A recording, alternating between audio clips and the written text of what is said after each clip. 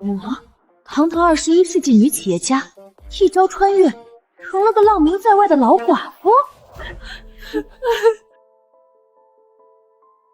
娘对她那群娘家人这么好，连爹战死的抚恤银都给了他们，我们几个都快饿死了，他们竟然还要上门要粮，大嫂不给，他们竟然还打破了娘的头！我现在就去程家替娘讨回公道。三哥，你别去，娘平时最在意娘家人，要是她知道你去程家找事儿，肯定又会打你的。娘，你终于醒了。别人穿越都是什么公主千金，还各种金手指，我穿成个寡妇就算了，竟然还穿越到了连饭都吃不饱的荒年。无痛拥有了4个儿子和1个儿媳，还即将升级当奶奶。娘饿了吧？我早上挖了一点野菜回来，现在就去煮。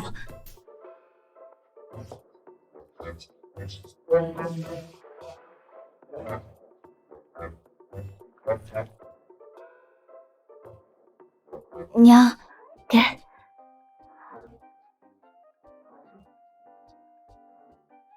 这真的能吃菜？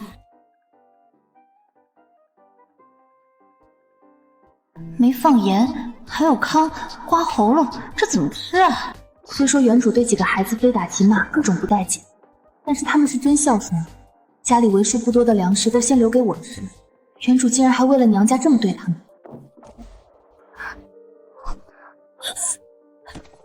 娘，对不起，家里只有这些了，您先将就吃，我明天一定能找到更好吃的东西给您。我不饿，你们吃吧。这点东西都能让他们两眼发光的盯着，这个家也真是太穷。娘让我们吃，那就吃吧。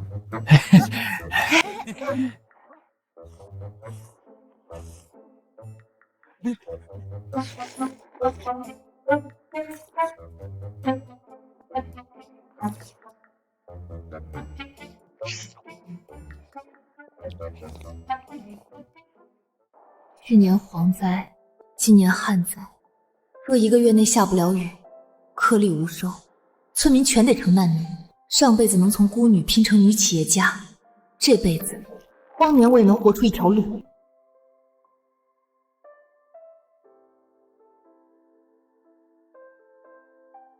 这麦穗都是空的。丁，发现天然无污染苦菊菜。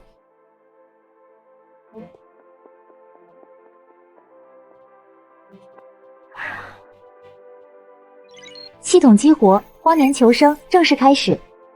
系统，我的金手指这不就来了吗？这破日子，老娘要带着全家逆天改命！天然无污染苦菊菜，1斤10文。这么多。丁，天然无污染苦菊菜2两，价值2文钱，是否售卖？是。竟然真的能换钱！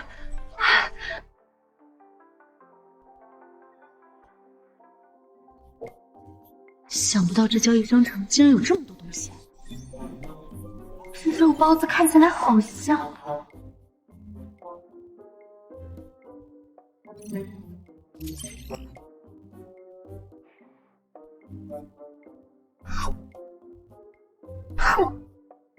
从来没有觉得一个肉包子有这么好吃。好，我要多换点钱，我要买的东西可还多着呢。嗨，哪个不长眼的偷老娘家的稻子？原来是赵大嫂子！大家快来看啊！赵大嫂子偷我们王家的稻子哟！这是偷王家的粮食去补贴娘家呢。赵大嫂子可真是一点都没变。赵大嫂子越来越混不吝了，偷鸡摸狗的事儿都干，还有啥事儿她干不出来？接下来说不定还会偷人呢，反正是寡妇。这块田就在家门口，我还以为是自家的，谁能想到是王家的？怎么，你们连稻子和小额菜都分不清了？还真是专门拿来喂猪喂鸡的小额菜。这玩意儿不是真快饿死了，可没人愿意吃。你家里鸡鸭都没了，挖小额菜干啥？我看你就是故意找由头偷我家稻子。别以为我没看见，你刚才蹲在我家田缸上，手都伸到稻子缸底下了。这不是家里没粮食了吗？为了让孩子们吃饱，只能挖点小额菜回去加餐了。各位看不上小额菜，想来家里的余粮一定还有许多，不如借点粮食给我们家吧。借粮？我家可没粮借你。我家也没有。真是的。丁1斤。丁2斤，丁3斤。给我卖！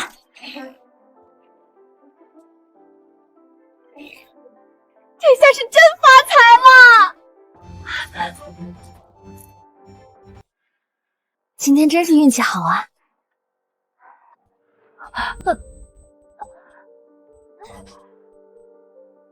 伤口没处理，也没吃消炎药，要是发炎感染了，在古代可是要命的事儿。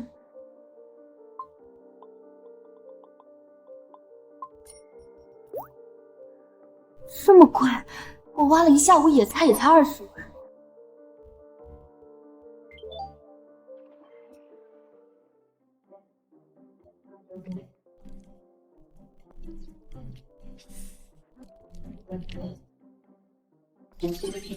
辛辛苦苦挖了半天菜，就剩10文了。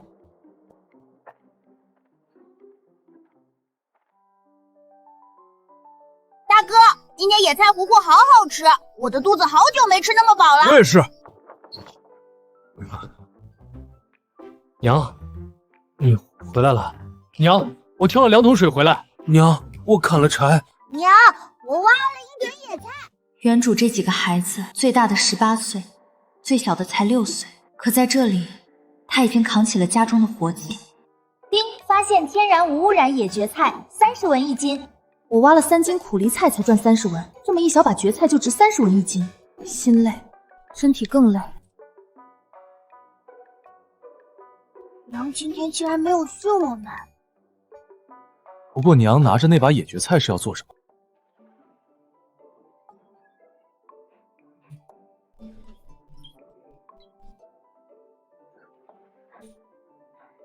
这大米看着可真香，晚上总算不用饿肚子了。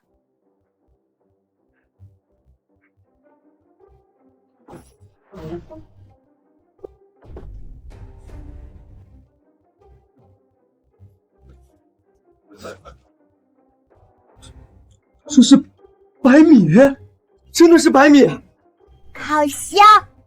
这白米，我本来准备拿去孝敬你们外祖父外母，不过今天的事让我对娘家彻底死心了。这么多年，我里里外外给程家补贴了那么多银子粮食，谁能想到被你们大舅砸破了脑袋。娘，以后给程家的好东西我们自己留着吃。我这演技要是放现代，这不得拿个影后大满贯？以前不管程家人怎么不要脸，娘都会向着那边。我们4个儿子就像是茅坑里捡来的，这次怎么？惠娘，这些米拿去煮了。煮了干啥？今天不是已经吃过饭了吗？让你煮就煮，有什么好问的？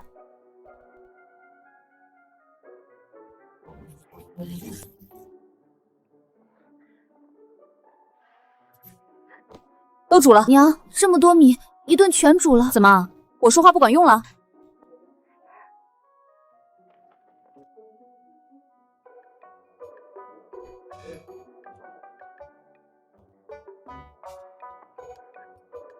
啊！二哥，你掐我干啥？我看是不是做梦？看来是真的，不是做梦。娘，您先吃。你现在可是双身子，多吃点，别饿着我孙子。吃吧。好吃，好吃，好香啊，哥！惠娘，你多吃点。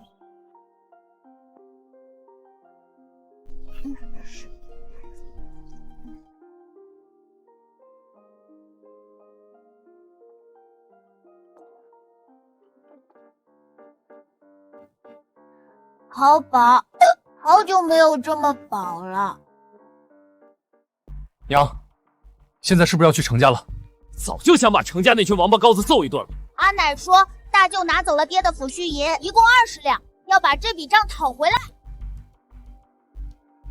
都坐下。也是，娘一心向着大舅家，怎么可能突然就死心？等这会儿伤心劲头过了，怕是又会变回原来的样子。程万老赵家倒了8辈子血霉，娶了你这么个败家娘们进门。大山爹的市银有20两啊，都被你拿去补贴娘家，活该你被娘家人揍一顿，怎么不揍死，还能少个祸害？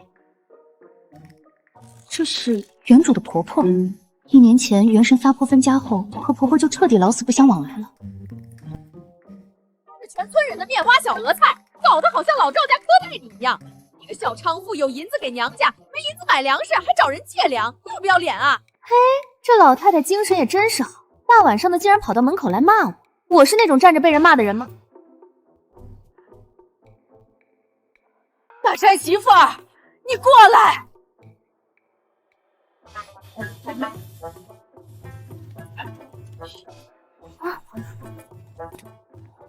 这是我给4个孙子准备的口粮，你给我顾好了。都是要当娘的人了，给我硬气一点，不为别人，也得为肚子里的孩子想一想。元神到底多能骂，能把婆婆吓成这样？娘，发霉的米吃了怕是要闹肚子。时间不早了，烧点水洗澡睡觉。娘，家里就剩这些水了，您先洗。先洗？意思是我洗完了的水，其他人接着洗。还好我传承了婆婆，古代的婆婆那是站在金字塔顶端的人，连洗澡都是排第1个。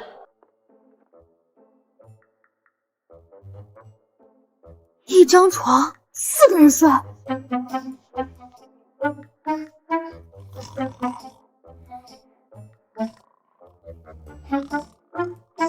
我上辈子到底造了什么孽？等有钱之后，第一件事就是盖房子，我一定要有自己的房间。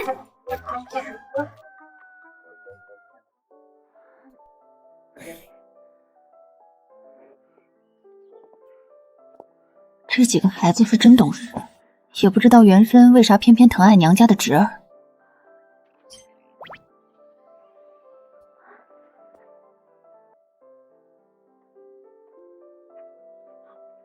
娘，我们出门干活了。等等，先吃了早饭再去干活。这粟米颜色怎么这么好看？老太太还挺疼你们几个孙子，分2天各2顿煮粥吧。娘这是不打算过日子了吗？算了，总比便宜了程家人好，大不了吃光了大家一起饿死。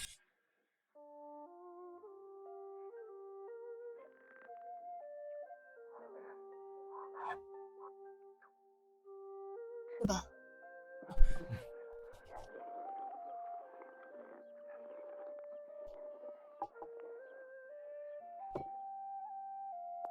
吃饱了那就准备干活吧。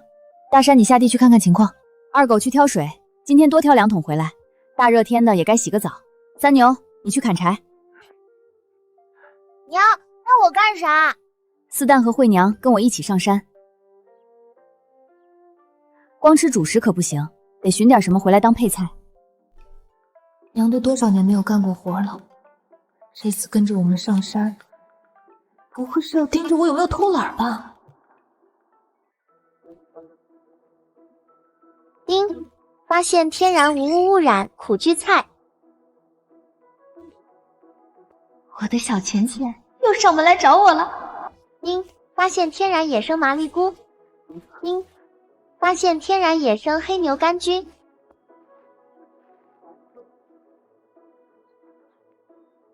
天哪，好肥美的蘑菇！哟，赵大嫂子，这野菇子也敢采，不怕毒死啊？就是，几10年前也是闹饥荒，村里有一户挖了毒菇子，全家都死了。山里这邪玩意儿，谁敢碰？真是揭不开锅了，连毒菇子都不放过，也不怕一家人整整齐齐上路呢。嘴再闲得慌，我抓一把土塞你嘴里，给你过过瘾。放心吧，我们一家福大命大，死不了。饿死鬼投胎，早晚出事。丁，天然野生麻栗菇1斤，价值30文钱；天然野生黑牛肝菌4两，价值18文钱，是否售卖？是。这野生菇可比野菜值钱多了，大棉被有着落了。娘，你发现什么了？这里树叶多，很阴凉湿润，一般会长蘑菇。你们四处找找看。哇，娘，发现天然鸡菌菇，可食用，价值12文1斤。丁，发现天然野生黑牛肝菌。四蛋儿，你真棒！你就在这里采蘑菇，我们去那边再看看，记住别乱跑。这还是娘第一次夸我，娘还摸我的头。这小子也不知道多少天没洗头了，算了，我自己也没洗。娘，这有不少野蕨菜，我挖一点，咱们晚上吃。好。丁，发现天然野生黑牛肝菌。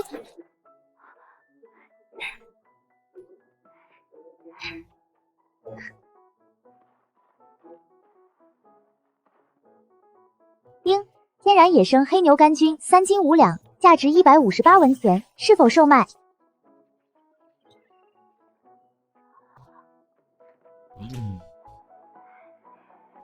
这才能换100斤大米，够一家人吃2个月了。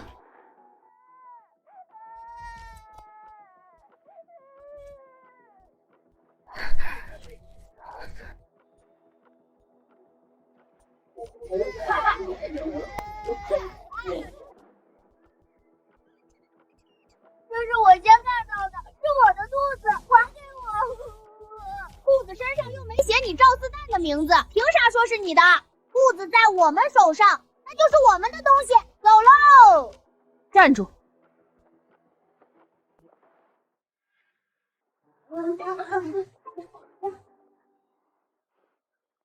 赵大婶子怎么也在这儿？这可是连亲婆婆都敢骂的人啊！这是我们抓到的兔子，赵四蛋眼红我们有兔子，非要来抢。不是这样的，娘，兔子是我先抓到的，被他们抢走了。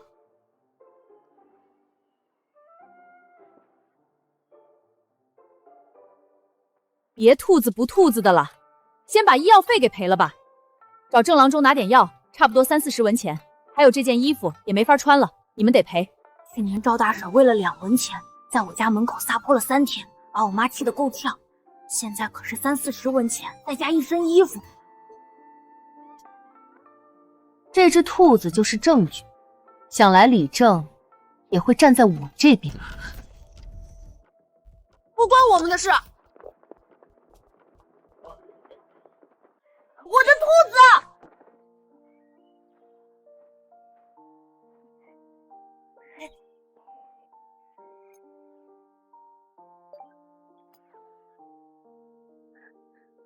手伸出来。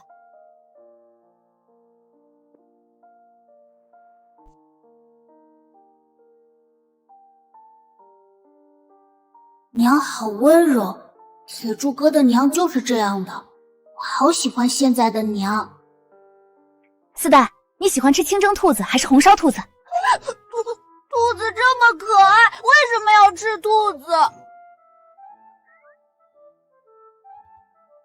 丁，发现纯野生放养粗毛兔，1斤8两，价值54文钱，是否售卖？养殖场兔子才6文1斤，把这只野生兔子卖了，岂不是能换一只8-9斤的大肥兔？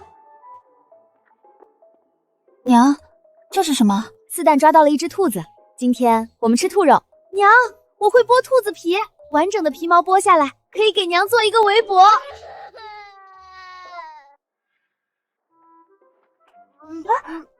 四蛋，你啥事儿了？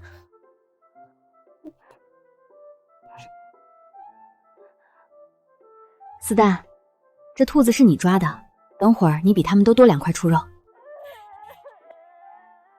好了，我们回家吧。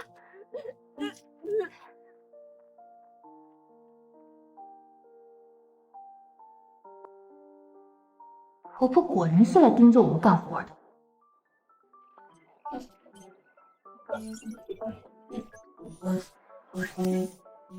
卖一只瘦的，买一只肥的，还净赚，这买卖划算。不过这兔子也不够咱一家6口吃的呀。四蛋儿，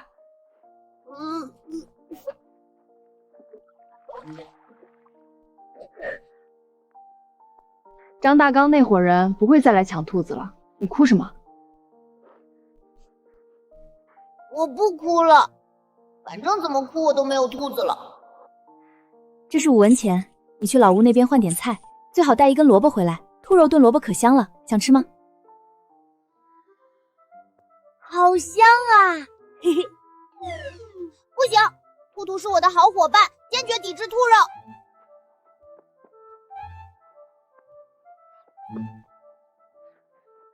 阿奶，四蛋儿，你咋来了？娘让我来带一根萝卜回去。当初是大嫂闹着要分家，还拿走了大哥20两银子抚恤银，说好了与老赵家再无干系，现在竟然让小儿子来要吃的，怎么会有脸皮子这么厚的人？你娘就是个懒货，开春的时候大家都种萝卜，就她不种。现在好了，谁家多少都有存粮，就你家还要挖小额菜吃，搞这一出让人看笑话。大嫂都那样过分了，婆婆竟然还偏心大嫂那一家人，不就是大嫂能生儿子吗？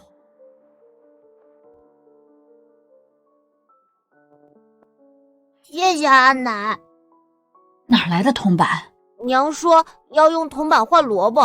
老大媳妇儿那个小娼妇没脸没皮，什么时候要东西给过铜钱？等会儿，1文钱起码能买3斤萝卜，要不了这么多。娘知道我没给钱，会打死我的。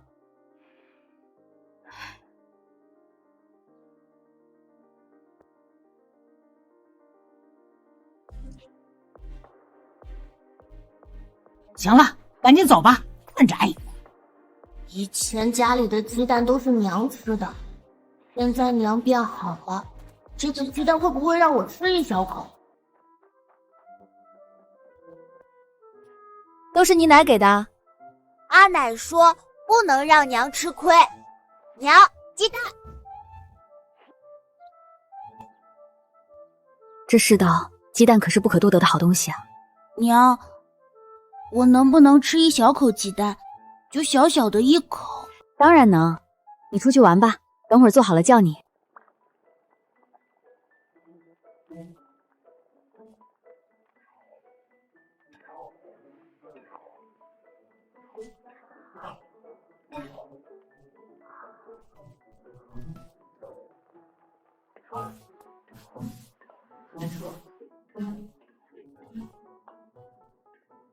从昨天开始，婆婆就变得好奇怪，家里无论有什么东西，都得一餐吃完，这日子可怎么过啊？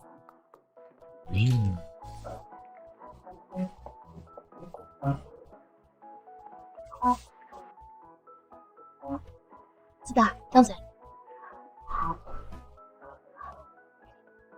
天啊，这也太好吃了！我从来没有吃过这么好吃的东西。兔子肉好吃吗？对啊，这是兔子肉，我最好的伙伴。去喊你2哥3哥回来吃饭。兔子，对不起。大山，这么吃真的能行吗？娘这么安排肯定有道理，你听娘的就行了。这天气也太热了，今晚说什么都得洗个澡。娘，铁柱哥说看到2哥3哥去程家村了。程家村？那不是我娘家吗？这俩小子去程家村干什么？大山，你跟我去一趟程家。这程家村怎么这么远？等我有钱了，我一定要买一辆马车。不过，大棉被、新锅、盖房子、买马车，想得挺美，现实残酷的很。娘，你还好吗？好的很。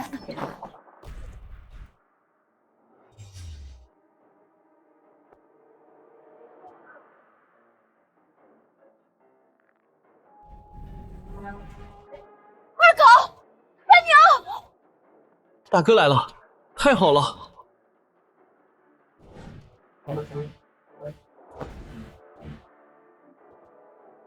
娘也来了。完了，上次我们来给娘出头，结果被娘反过来狠狠揍了一顿。这次娘肯定更向着程家了。我们搞砸了，20两银子没要回来，还惹了麻烦，娘会不会不要我们了？大山娘，你来的正好，程家最后一只大母鸡被这俩狗东西拧断了脖子，所以你就把他们都绑了起来。没错，你教不好你儿子，那我就费心替你好好教导教导。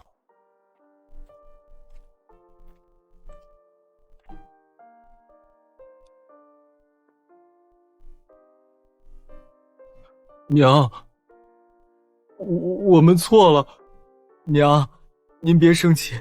另外，你两个儿子弄死我家老母鸡的账，我也得跟你好好算算。这只鸡一天能生1个蛋，1个月生30个蛋，可以换几十个铜板，就这么没了。这鸡是我们程家的大功臣，你大侄子能念书，全靠这只鸡生蛋换纸笔，我也不要多的，2两银子现在就给我。昨天把元生打得头破血流，失血过多死，今天又把元生俩儿子绑起来，现在竟然还有脸狮子大开口！2两银子可以买几十只鸡了。程昭能念书，靠的是元生多年的补贴，跟这只母鸡有什么关系？娘，2狗3牛也不是故意的，您就饶他们一次吧。我的儿子来替我讨公道，他们有什么错？不过，既然要算账，那就一笔一笔算清楚。娘说我们没有错。大山，去把绳子解开。不许放！这2个王八犊子偷了我家的鸡，必须给他们一个教训。怎么，我说的话不管用了？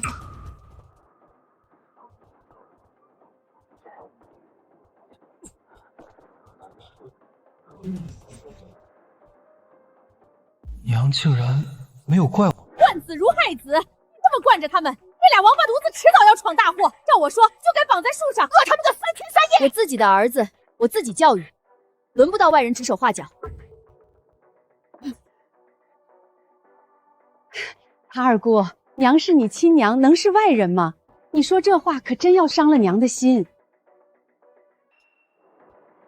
从昨天大哥砸破了我的脑袋那一刻开始，我就不是程家人。不过一只大母鸡而已，就要赔2两银子，我可没见过谁家人这么坑外嫁的闺女。这只大母鸡值不了2两银子，但是它能生蛋，10年生的蛋咋还卖不到2两银子？好，就算它值2两银子。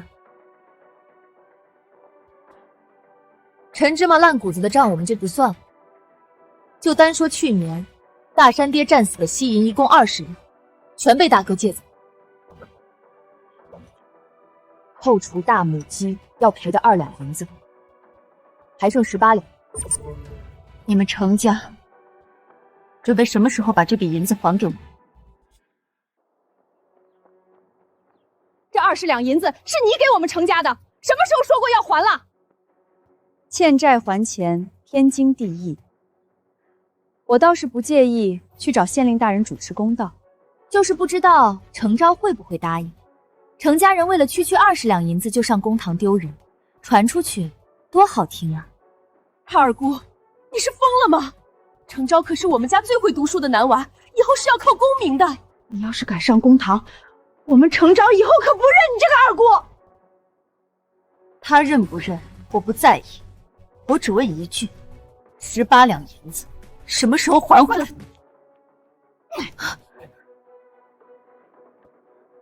你个不要脸的赔钱货，竟然敢来程家要钱，赔给你的脸！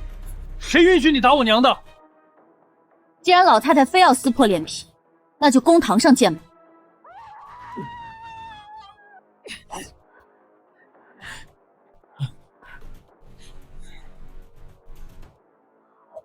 我看今天没有我的允许，你能不能迈出这个院子一步？老大、老二，都给我出来！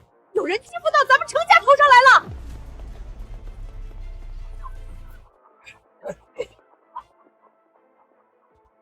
程弯弯，你今天是来找事儿的？我是来要债的。嘿，做梦！今天你们几个谁都别想走！二哥，他们要动手怎么办？那就打！娘说了要讨公道，咱们不能怂了。这几个小子终于应景。你们想拦？行，我倒要看看谁敢动我们孤儿寡女一根手指头。大山、二狗、三牛，我们去镇上一一告官。我说了，今天让开！谁敢再拦？二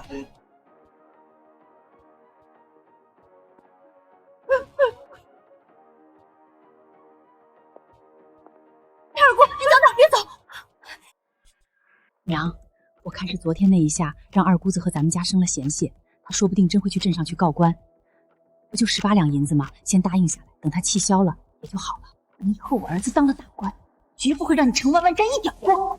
等程昭高中后，这笔银子程家不会少你一文钱。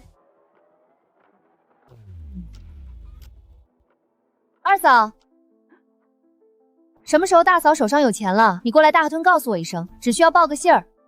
这18两银子，就分一半给二嫂。真的假的？当然是真的。我要是不给，二嫂也可以去镇上找县令告我。好。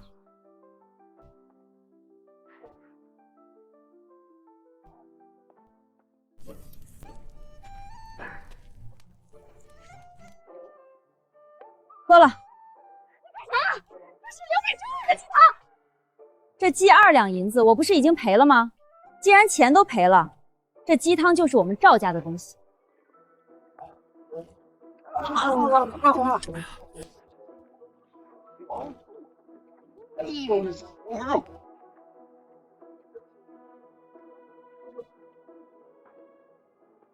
你个赔钱货，你一辈子都别回来了！你从赵家分出来，又跟娘家老死不相往来，以后你被人欺负，别指望程家给你出头。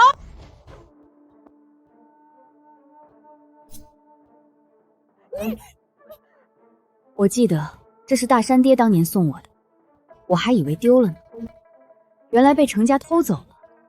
现在该物归原主了。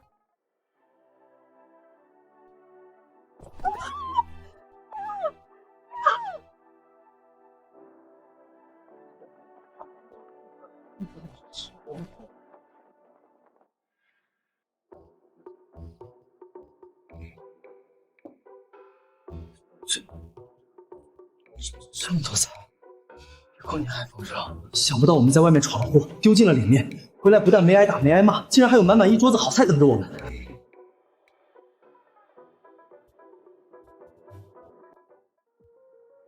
惠娘，你再去拿个碗过来。哎，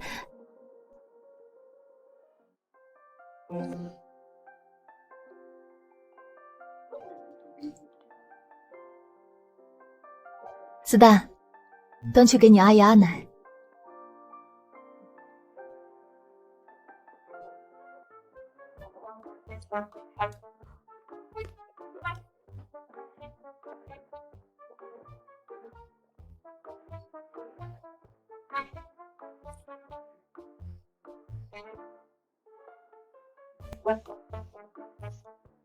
老头子，我怎么好像闻到了肉香味儿？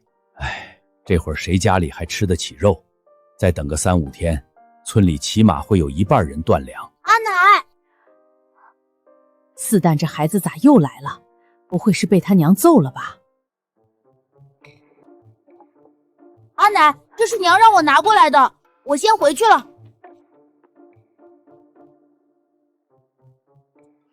大嫂竟然会给娘送吃的。四探白天来要走了3根萝卜1把豆角，还拿走了1个鸡蛋，一来一回的差不多也抵了。那外家娘们儿什么时候这么大方过？以前只有需要老赵家帮忙的时候才会突然示好，我倒要看看他到底想干什么。这是你们大伯母孝敬我老婆子的，就不给你们吃了。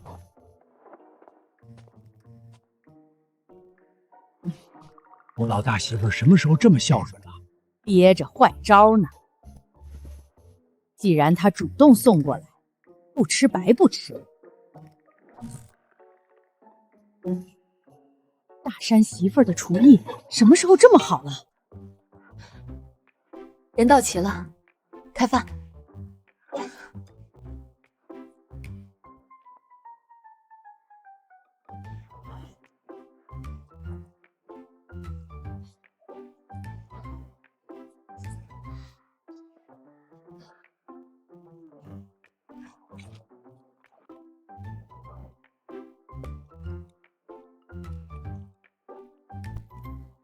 我第一次吃这么饱，娘明天还能吃饱肚子吗？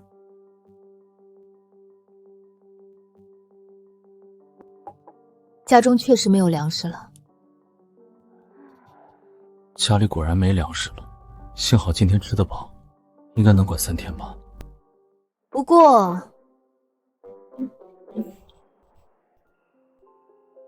这是10几年前你们爹送给我的定情信物。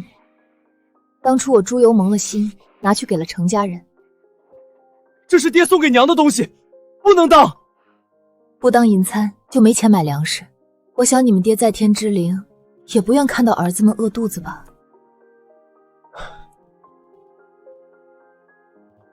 总有一天我会把这根银簪赎回来。今天娘为了我们和程家决裂，以后我一定会让娘戴上金簪，穿上绫罗头缎。你们俩可有什么要说的？我们不该去程家村，娘，我错了。你们确实错了。在没有做好充足的准备之前，在没有胜算之前，就不该这么鲁莽。二狗，你今年16，成人了。我知道你聪明，但只是一些小聪明。今天我和你大哥若是不去，你们被绑在院子里一整夜，不吃不喝，会去掉半条命。还有三牛，你空有一身力气，做事从不动脑子。你力气再大，也才14岁，10个你捆起来都未必是你大舅的对手。以后莽撞的事情要收一收了。娘没有怪我们去程家找麻烦，而是怪我们没有做好准备就去了。娘这是真的彻底对程家死心了吗？做错了事必须受罚，就罚你们现在一人去挑2桶水回来。以前娘罚我们要么跪1夜，要么1天不吃饭。挑水本来就是该做的活，也能当惩罚。我们这就去挑水。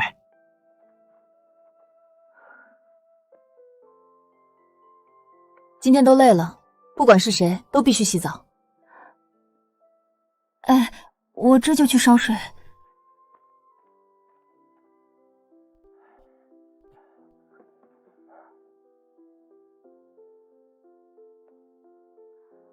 自己洗，还是让我给你洗？我自己洗。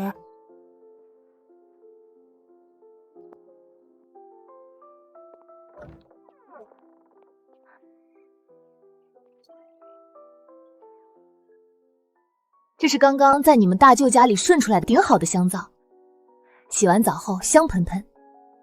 先打湿，然后在身上搓。对，就这样。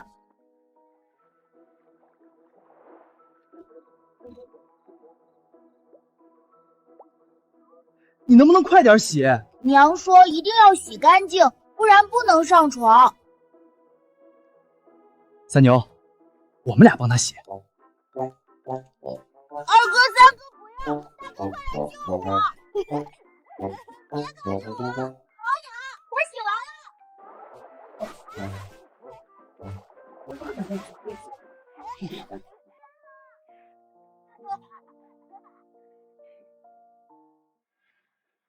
去镇上的快上车嘞！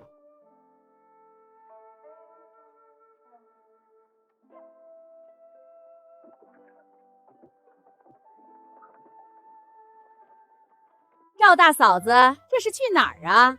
咋不去程家村？富贵婶跟你男人还真是一个性子呢，总喜欢问我要去哪儿。我去哪儿跟你们2口子有关系吗？你这话啥意思？富贵婶有精力盯着别人，还不如多放点心思在自己男人身上。这个该死的赵富贵，不会还在背地里纠缠这个寡妇吧？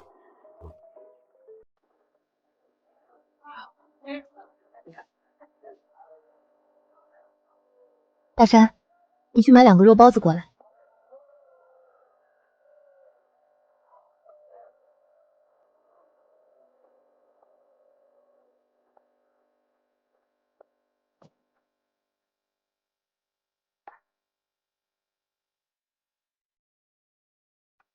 100文。原生丈夫花了接近1两银子买回来的定情信物，值100万。银簪太旧，款式也不好看。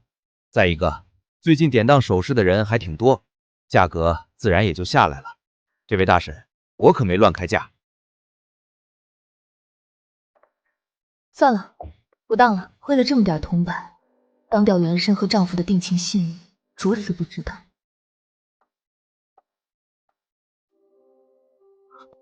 娘，当了多少？200文。这么说也不算骗他，反正他也不知道。200文可以买很多粮食了。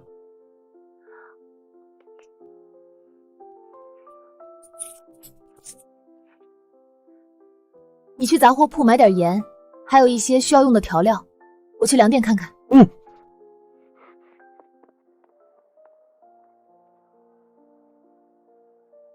原身上回来买粮食时，粟米只要2文钱1斤，这才多久，涨了这么多。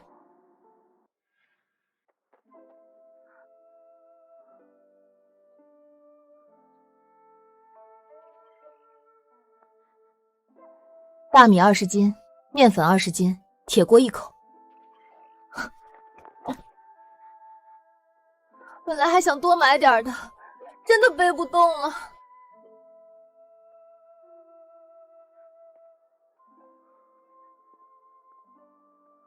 娘，盐涨价了，10文钱只能买到这么一点点。我刚刚也买了点儿，走吧，回家。还好商城里的盐便宜，10文钱能买5大包。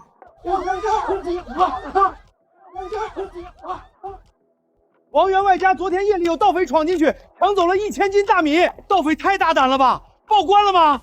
昨夜就报官了，但是没抓到人。大家晚上锁紧门，别被盗匪盯上了。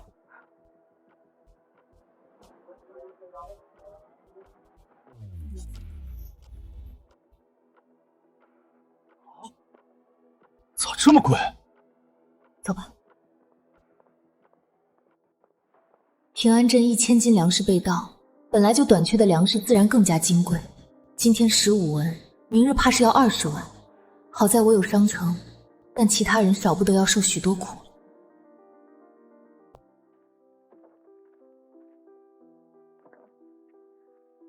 赵大嫂，咱买了一口锅，这锅子看起来真不错。朱铁匠的手艺啥时候这么好啊？不是朱铁匠打的。这都什么节骨眼了，能有口粮食吃就不错了。这败家娘们居然花钱买锅子。粟米5文钱1斤，这哪吃得起？我就买了点荞麦粉。家里就还剩3天的口粮了，再不下雨，我们一家人只能天天啃树皮。去年蝗灾，朝廷发了救济粮，今年要是没收成，朝廷应该不会不管吧？大神，快帮我拿下来！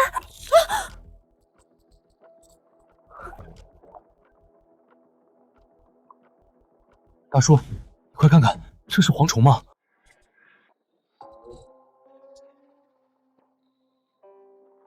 蝗虫不是去年就飞走了吗？咋还有？别自己吓自己，只有一个蝗虫，捏死就完了。蝗虫过境，寸草不生，蝗灾可比旱灾可怕多了。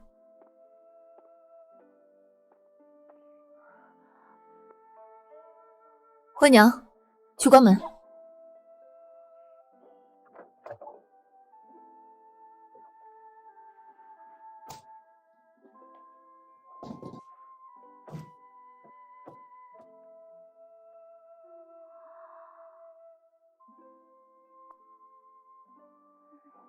身上1文钱都没了，看来下午还得去山上找蘑菇赚点铜板。今天中午我们吃红烧肉。娘，咱们家今天是过年吗？不是过年，但比过年吃得好。粮食有了，锅有了，肉也有了，这个家总算像个家的样子了。娘，不好了！2哥、3哥跟人吵起来了。这俩小子怎么这么能闯祸？走去看看，谁敢欺负我弟弟？站住！你在家给我垒个新的灶，我回来了检查。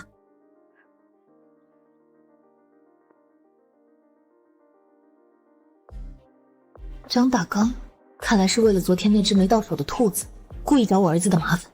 张无赖，你真是白活一把年纪，咋跟2个半大的小子过不去？老子是维护全村人的利益。这俩小子昨天大半夜挑了10几桶水回去，今天又来排队打水。他们家用的水多，别人家就用的少，凭啥好处都让他们家占了？正都没说出，你凭啥不许我们打水？还凭啥？就凭你们家用水太多了，耽误了大家伙儿。住手！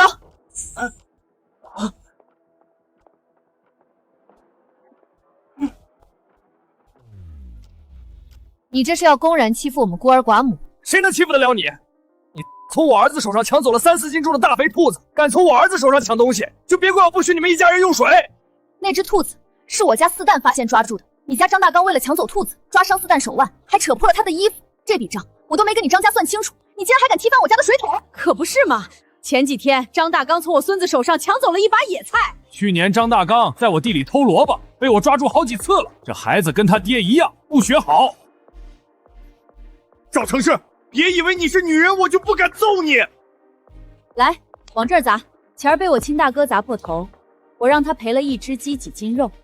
我知道你们张家穷，那就赔几斤大白米吧。快点儿，磨叽什么？赶紧砸吧！砸狠点，多赔几斤米就完事儿了。可这娘们儿惯会撒泼卖狠，头一根绳子吊死在我家门口，那就完犊子了。张无赖，不然把李正叫来评评理呗。李正最是公正。要是赵大嫂子真的抢了你家兔子，李正肯定会站你这边。呸！还好他没真一石头砸在我脑盆上，不过我也真的太弱了，除了逞嘴皮子之快，没别的本事。看来得在商城里买个什么东西防身。多谢各位帮忙说话。怎么感觉赵大嫂子好像不一样了？今天竟然没撒泼就气走了张无赖，这不太像赵大嫂子的处事风格呀。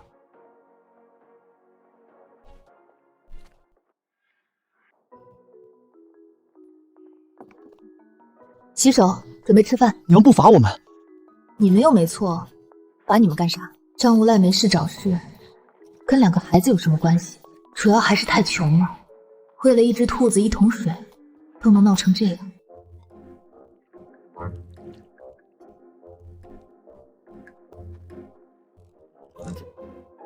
给你奶送去，就说是从程家抢回来的。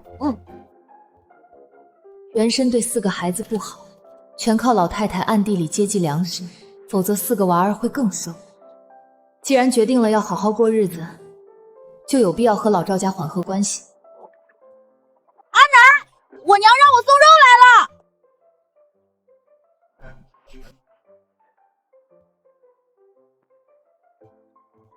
阿奶，娘让我送来的。昨天娘去了一趟大舅家，外婆头上的银簪被娘抢回来了，拿到镇上换了好多肉肉。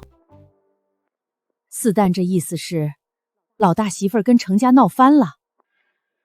听着是这个意思，也是好事儿，至少大嫂不会再把家里的好东西拿去程家了。这败家娘们儿有点钱竟然买肉，今儿吃饱了肉，明儿个吃什么？这小娼妇从来就不为后面的日子打算，真是愁死。大嫂以前有什么好东西，可从来不会孝敬爹娘。大嫂是不是后悔分家了，想搬回来？当初分家是立下字据了的，想要再搬回来可没那么容易。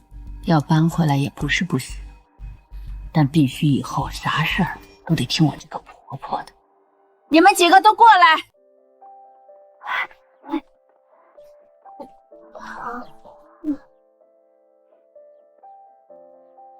一人一块肉，多的没有。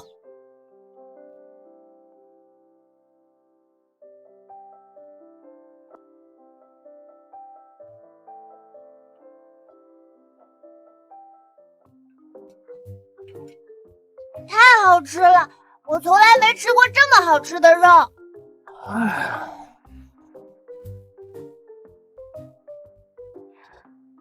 都别歇着了，跟我上山。刚吃饱就要干活，不干活，明天吃什么？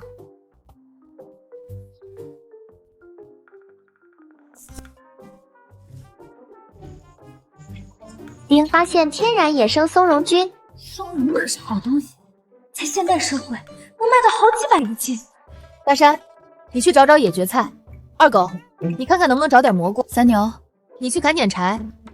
四蛋，你看能不能找点野果子什么的。好的，娘。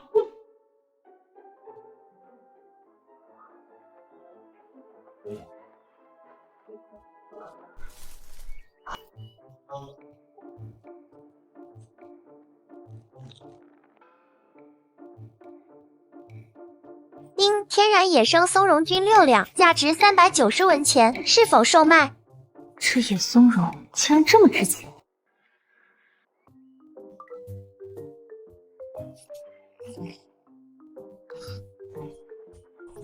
松茸竟然600多文一斤，要是能再找到一些就好了。丁发现天然野生白葱菇、鸡葱菇。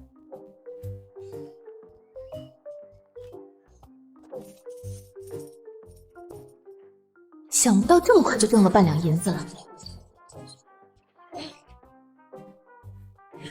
药袋是我们家泥鳅先发现的，为啥归你们家？这是我家小子爬树拿下来的，当然是归我们家。给我放手！鸟蛋的味道应该很不错，回头让四蛋这小子在林子里寻摸一下。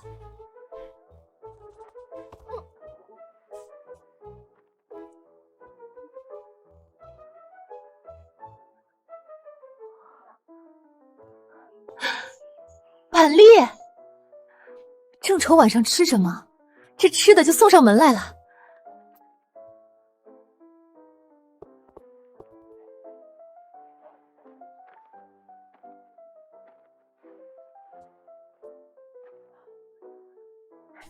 算了，一人一半，不许再抢了。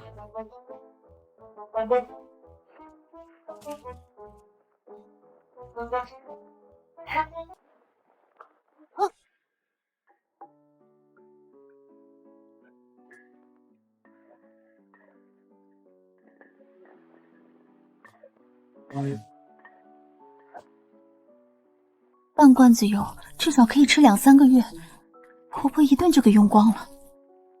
算了，之前大半年都没沾过油血，日子不也过下来了？娘，栗子好香！来，四蛋尝一个。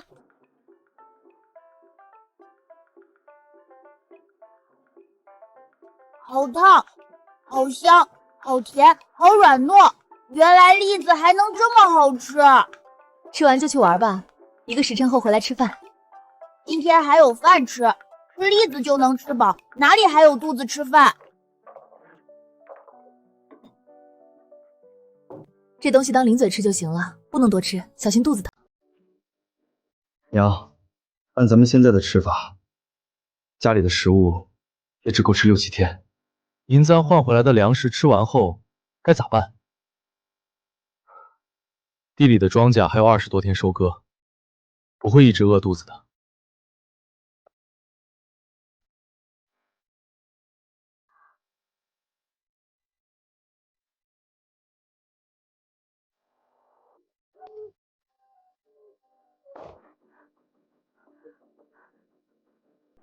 娘，村里进贼了！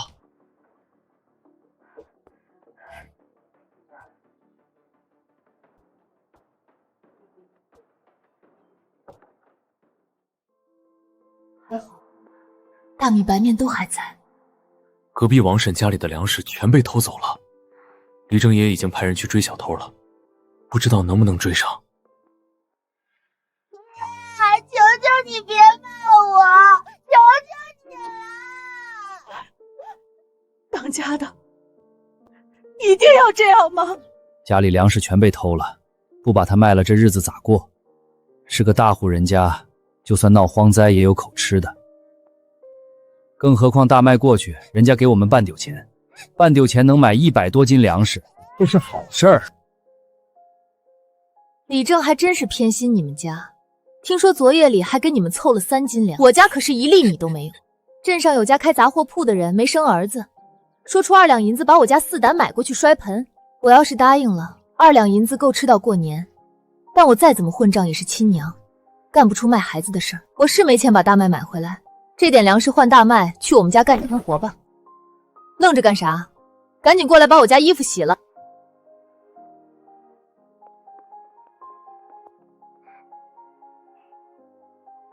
赵大婶子都能把日子过下去，为啥我们不能？哪怕是吃野菜、啃树皮，我也不同意骂孩子。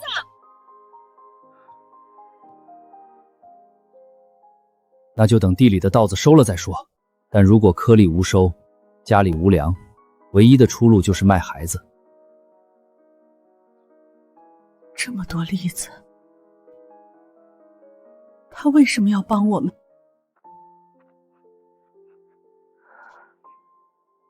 你爹要是真的想卖你，不管我说啥，他都会带你去镇上。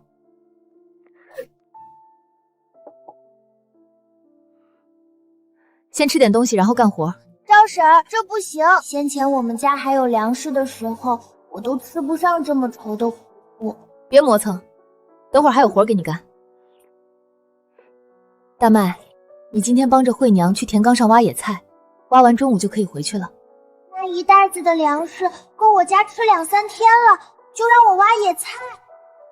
吃好了就跟我上山吧。我怎么感觉赵婶子就是为了帮我一把？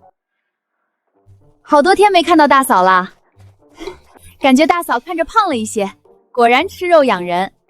不过大嫂这些年补贴了程家不少银子，这回和程家闹翻，不知程家有没有把那些银子还回来？这是拐弯抹角打探我手上有多少银子呢？我大侄子要念书，那些银子早花光了，哪有给我的？春花娘，老太太手上还有多少粮食？这你晓得不？昨天夜里阿奶拿了10斤荞麦粉来我们房里，藏在……春花，别乱说话！家里有多少粮食，咋能跟大嫂说？万一大嫂要搬回来怎么办？大嫂给老赵家生了4个儿子，老太太心一软，肯定会同意大嫂再搬回老屋。家里没多少粮食了，几个孩子饿得头晕眼花，想打听我的家底，没门。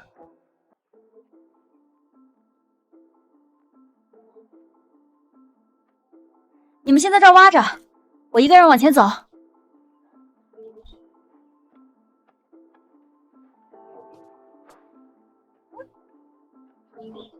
大伯娘是不是找到了什么好东西，所以才用铜板买肉吃？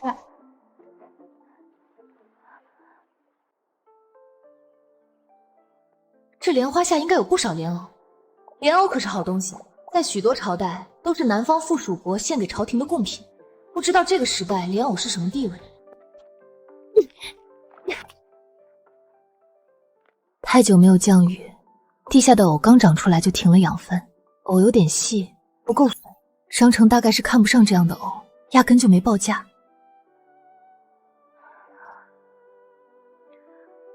我有商城交易系统，一把野菜就能换几斤米，但村里还有那么多吃不饱饭的人。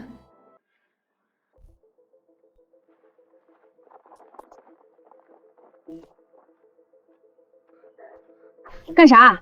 后头有鬼在追你不成？大伯娘，她挖到了好东西，就在这里。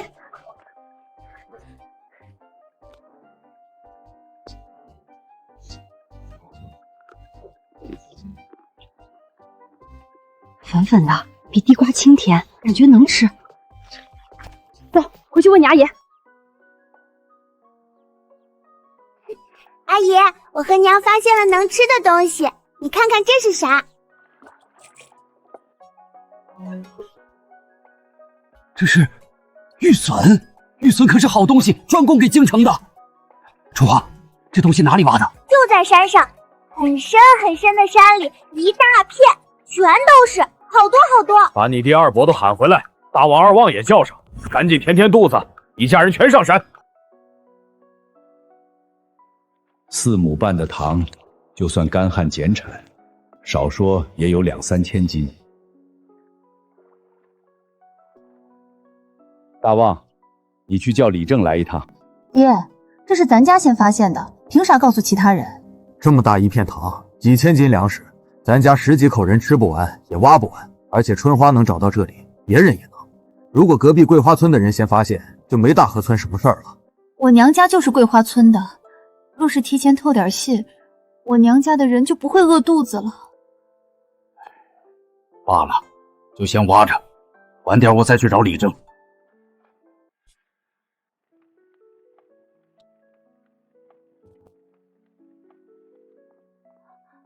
娘，你在做什么？好香啊！这是藕粉丸子，这些咱们留着当晚饭吃。我先去趟李正家。娘，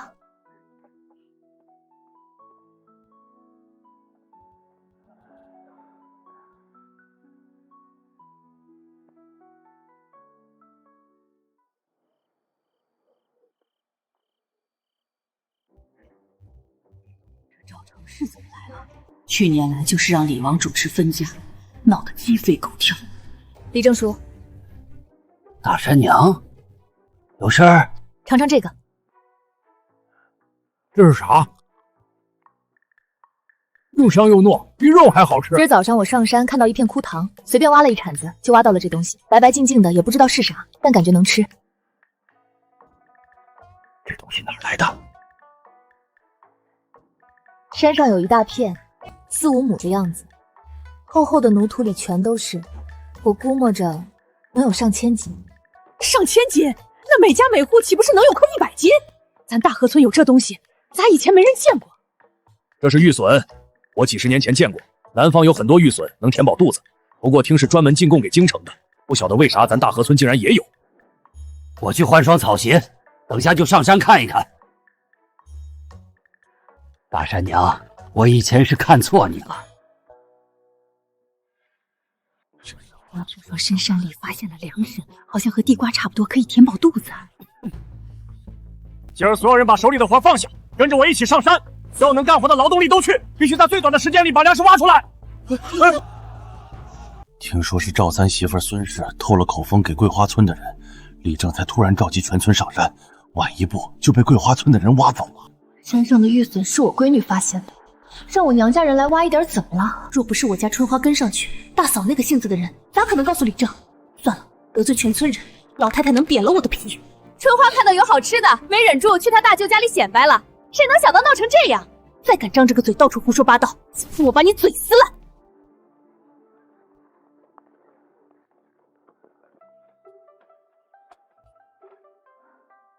能挖多少就多少，别逞强，千万注意别把手磨破了。娘放心吧，我皮厚。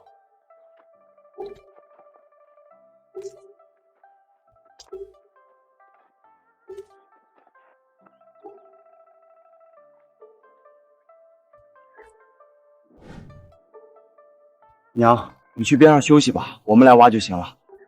你们4个把手掌摊开给我看看。原身太带懒，长时间不干活，比10几岁的小姑娘还细皮嫩肉。儿子生得多就是好，个个都是顶好的劳动力，活该赵大嫂子享清福。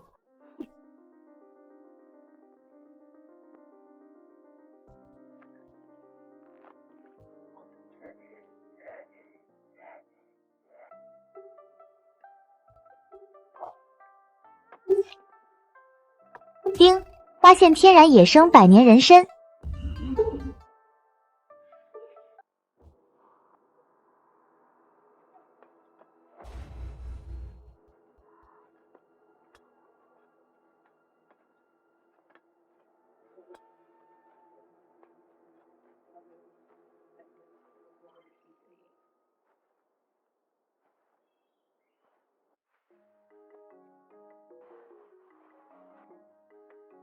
丁，天然野生百年人参，价值12万文钱，是否售卖？12万文，120两银子。这个时代家产超过100两银子的屈指可数，岂不是一不小心成富婆了？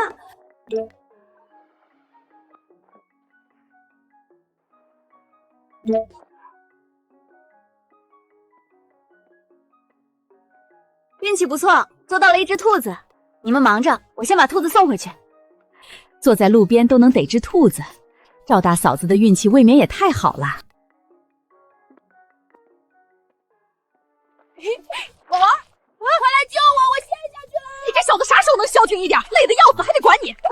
人了，怎么不能懂事一点？二狗哥都还没娶媳妇儿，哪里轮得到我？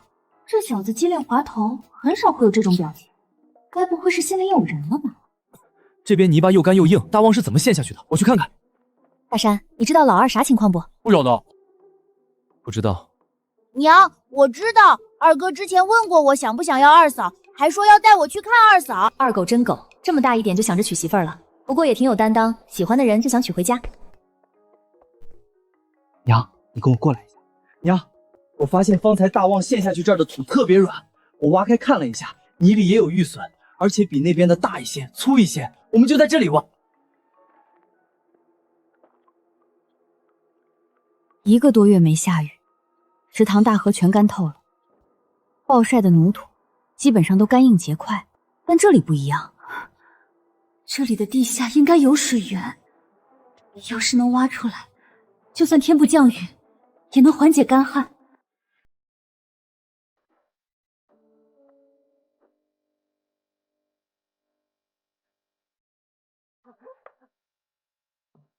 等会儿，先盛一碗出来，给你们阿姨阿奶送去。娘，你对阿姨阿奶那么好，因为你们阿姨阿奶是你们爹的父母，你们爹战死沙场，为国捐躯，我当然要代替你们爹来孝顺他父母。以后我也要孝敬娘。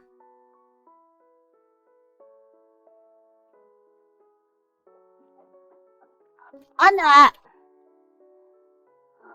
我娘叫我送来的。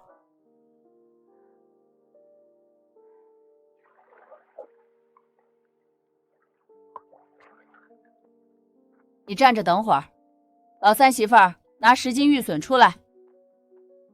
昨儿大嫂光坐着休息，还以为她瞧不上玉笋，没想到是想伸手找老宅要粮食。想吃玉笋，昨儿就该好好挖，伸手来老宅要。老三媳妇儿，前儿晚上孙家人上山挖玉笋的账我还没算，你倒折在起我来了。阿奶，今天的野菜糊糊咋这么香？锅子里好像有肉。你们大伯娘让四蛋送来的兔肉，大伯娘太好了。我让四蛋带回去10斤玉笋。二旺，你觉得给多了吗？要是谁给我吃1口肉，我给他20斤玉笋。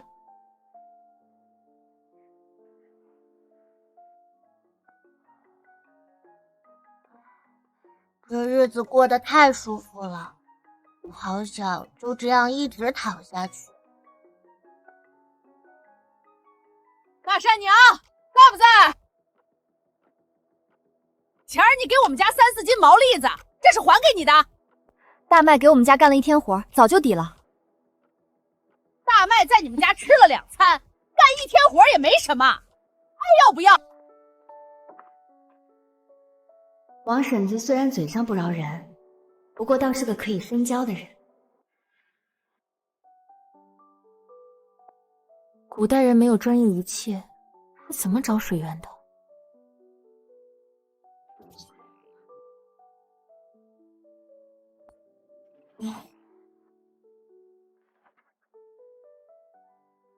终于找到了一个相对简易的办法，但得实际操作才知道对不对。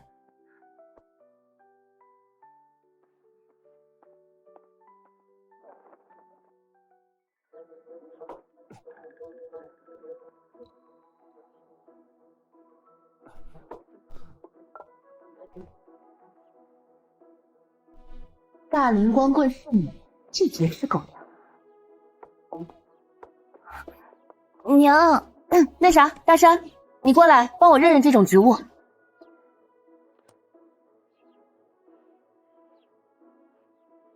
这是七艾，屋后就有不少。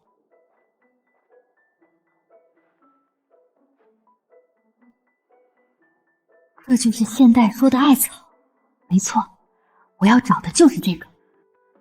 这一片的七艾都割下来，扔到院子里。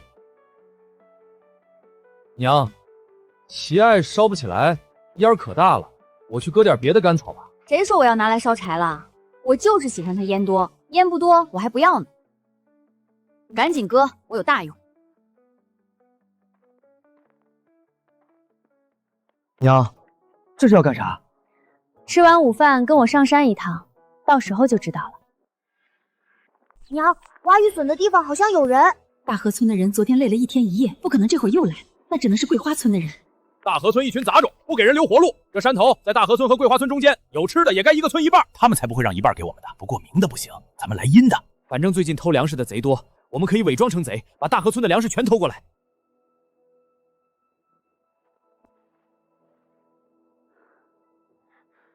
今天先回去，桂花村的人要搞事情，这会儿去找水源也不太合适。娘，那边有鸟窝。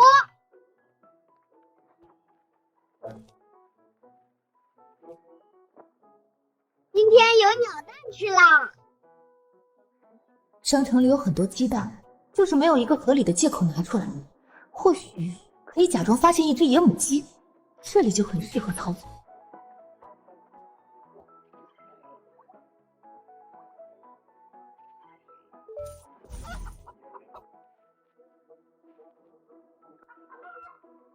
是鸡，附近有鸡。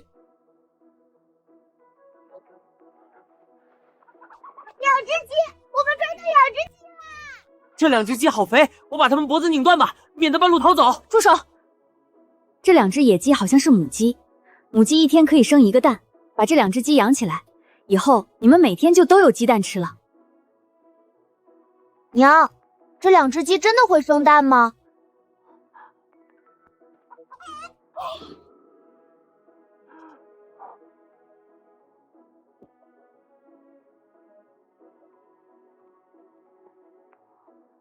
真的是鸡蛋，热的。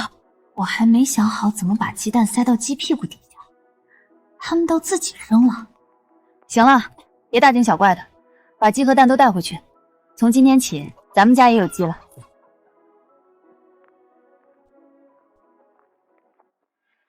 李正，地里没粮食，朝廷会给咱们发救济粮吗？听说镇上的粟米涨到12文一斤了。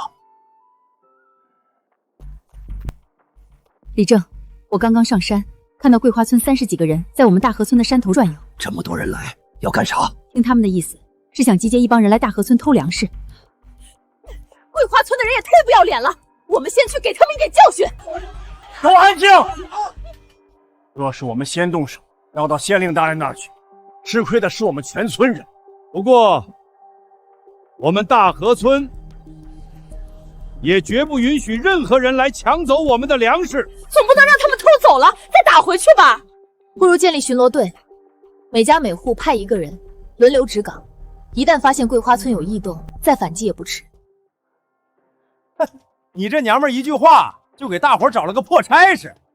李正这么清正的人，要是同意这个主意，我还要怀疑一下你这个寡妇是不是勾上了李正。李正同意我的主意，就是跟我勾上了。那村里其他人都同意，岂不是人人都跟我有一腿？除了李正，根本就不可能会再有人同意。这个主意顶好，为啥不同意？我们家老大媳妇儿提出这个办法，也是为了全村人着想。张无赖为了夺揽，竟恶意揣测，这笔账我们赵家记下了。想不到原生的公公竟然会站出来帮原生说话。以前大河村都姓赵，都是一家人，但现在外姓人多了，争执也多了。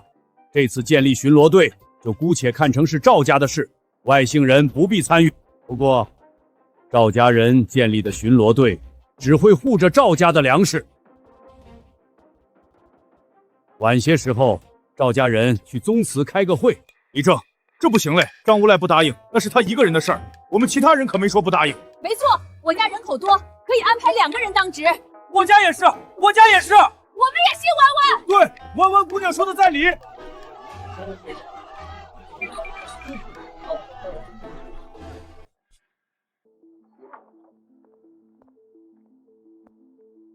桂花村的人不知道什么时候会摸过来，得买点东西防身。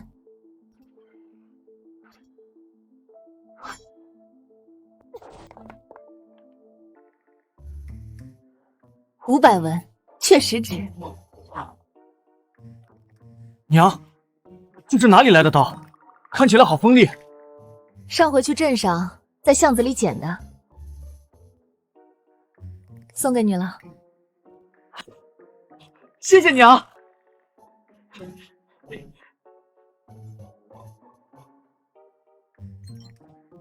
这个不错。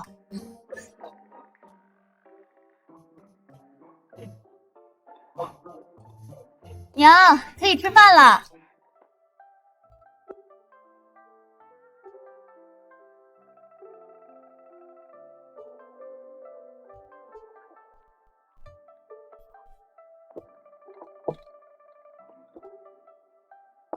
娘，我吃一个就够了，一人一个蛋，很公平。等忙完了，我请郑郎中来给你看看。娘，我都是要当娘的人了，不许哭，不然孩子生下来天天哭，会把人吵死。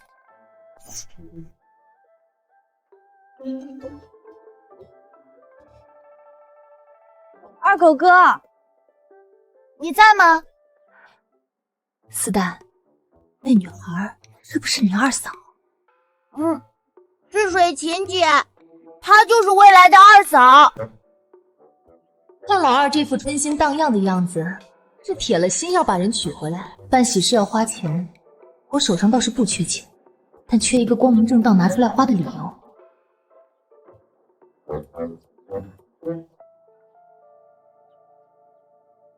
娘，水琴听说大河村挖了玉笋，是来借粮食的。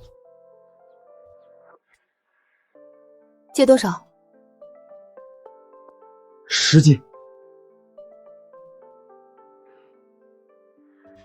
10斤玉笋不算多，去拿吧。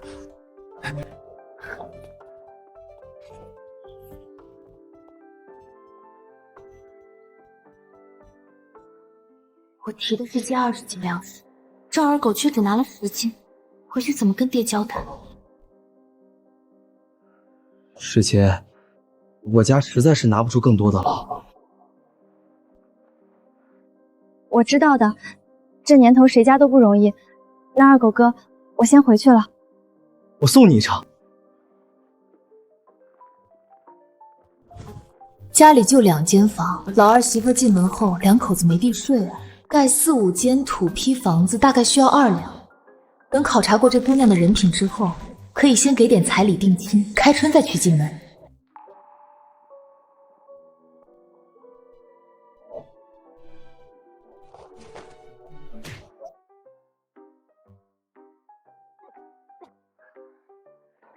在这个年代，我已经失去了谈情说爱的资格。还没拉过男人手的我，竟然要给儿子们操办婚事，命苦啊！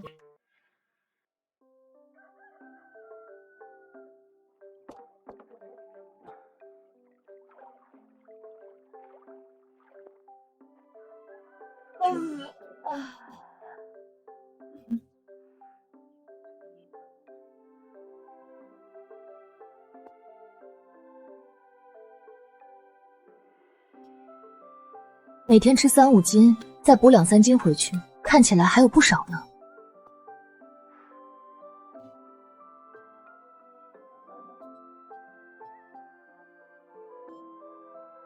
先去洗脸。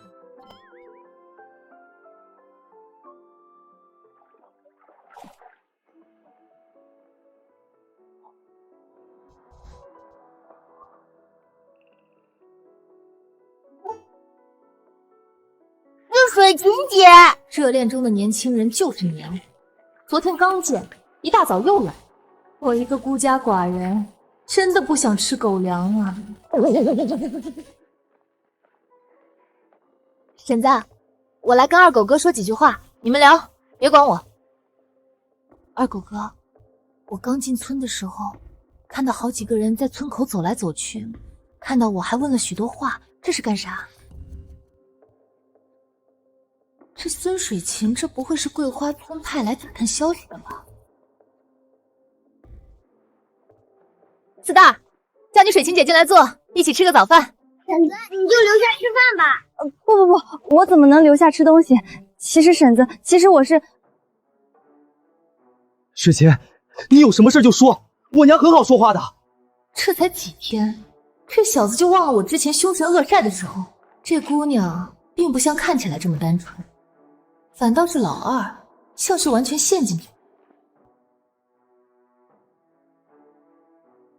孙姑娘，你有什么事就说，只要婶子能帮上忙，定不会推拒。婶子，能不能再借给我们家20斤粮食？婶子不是不愿意借，只是昨儿刚借了10斤出去，今儿又借20斤，一碗水端不平。其他几个儿子怕是会有想法。娘，我没有想法，借吧。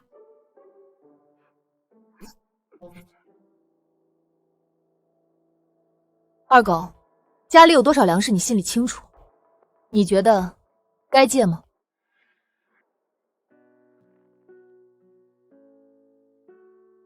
孙姑娘，20斤我们家拿不出来，最多只能再匀10斤。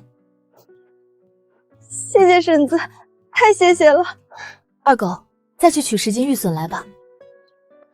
孙姑娘，我看得出来你是个好女孩，我们家二狗不懂事，不能体谅你，你也别跟他计较。我当然不会跟二狗哥计较，我不过是随口贬低了一下自己儿子，这孙姑娘竟然跟着附和，她估计也在心里怪二狗没有第一时间答应借粮，到底是年轻，连心思都遮掩不住。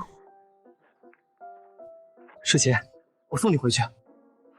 村头村尾都有人巡逻，要是被人看到你们俩单独在一起，没得败坏了孙姑娘的名声。慧娘，你去送一程。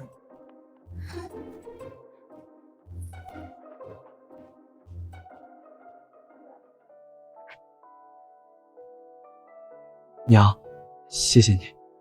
你是真的想娶这姑娘？这小子完全沉了进去，根本看不到孙水琴的另一面。看来只能靠我了，不过还是得先打听一下这姑娘家里是什么情况。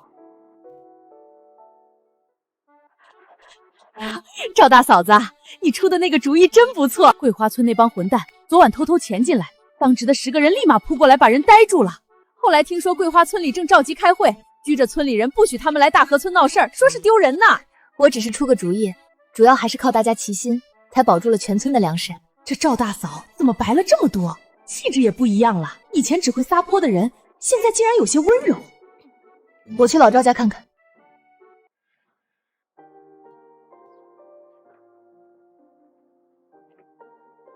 娘，在不在？在，进来吧。连着送了这么多天吃食，这是要开口搬回来了吧？等会儿不管这小娼妇怎么哭，我都不能心软。你咋来了？我今儿过来，主要是想打听个人。分明就是想搬回来，拐弯抹角讲干什么？你说吧。一个姓孙的姑娘，小名水琴，好像是桂花村的。不知娘有没有听说过？没听过。这姑娘我认识，她爹和我爹是堂兄弟。大嫂问她干啥？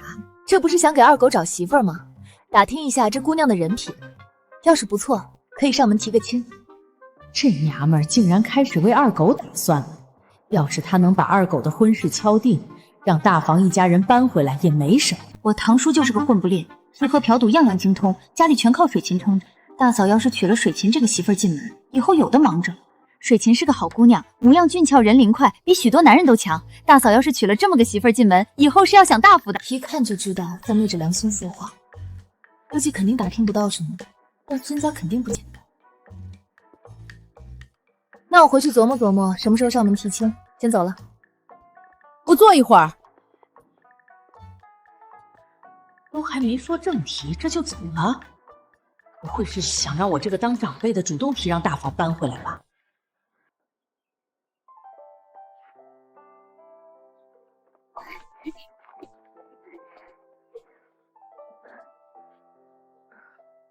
走吧，上山。娘，太阳还大着呢。太阳大正好，等会儿你就知道了。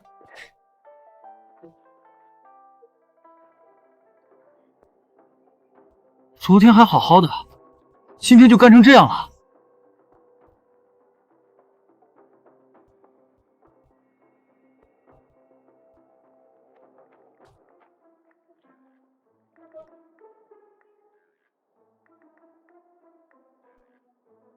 就这里，把旗案拿出来，丢在地上。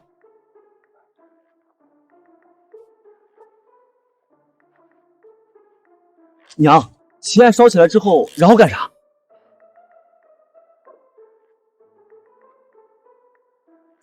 然后跟着烟走。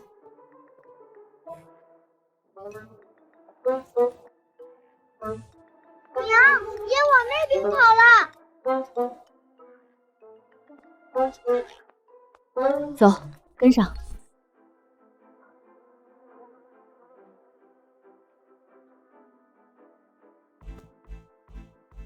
娘，娘，你看，水！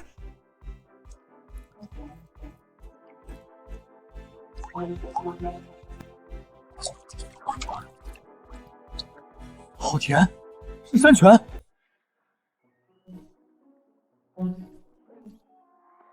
甜的。娘，你咋知道用奇艾为啥能找到水？小时候在外婆家见郎中熏奇艾去湿气，我想着湿气和水有关，就试了试，没想到真找到了水源。娘，你真厉害！再也不愁没水喝了，山泉水好甜。以后挑水的活就交给我了，我一天挑4趟。挑一趟水得1个时辰，你一天天的就这么闲？发现了水源不算厉害，要是能想办法把这里的水送到家门口，才是真的厉害。二哥，快看，那边是不是水芹姐？那是赵傻根？你干啥？没看到孙姑娘和赵傻根在一起吗？傻根哥，你别送了，从这边的小路下去，没一会儿就到了桂花村，我自己回去可以的。不够吃再来找我。谢谢你，傻根哥。孙水芹这是在养鱼吧？我家二狗就是他鱼塘里的一条，而且都亲眼看到他和赵傻根牵手。这傻儿子还在犯花痴，我这当娘的太……水萍姐找二哥借了粮食，咋又找傻根哥借粮食？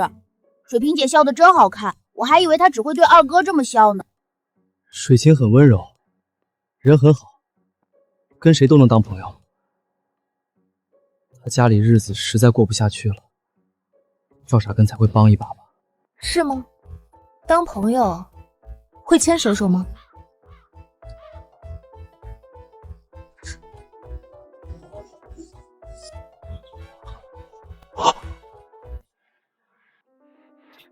站住！你们没定亲，你跟他就没有任何关系。你现在冲出去要干啥？你是骂赵傻根乱勾搭，还是骂孙水芹红杏出墙？水芹不是这种人，他不是。傻根哥走了。水芹，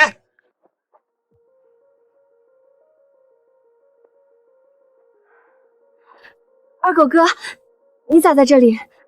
你手上这一袋子粮食咋来的？我有个二叔在大河村干活，二叔让我帮忙带回去。我刚刚咋看到是赵傻根给你的？是吗？可能是你看错了。赵傻根跟我一个村的，他就算只露出个后脑勺我都能认出来。赵傻根一直纠缠我，他非要给我送粮食，我本来不想要的，可是我家真的断粮了，我拒绝不了。孙姑娘，你有啥委屈就告诉婶子，婶子帮你。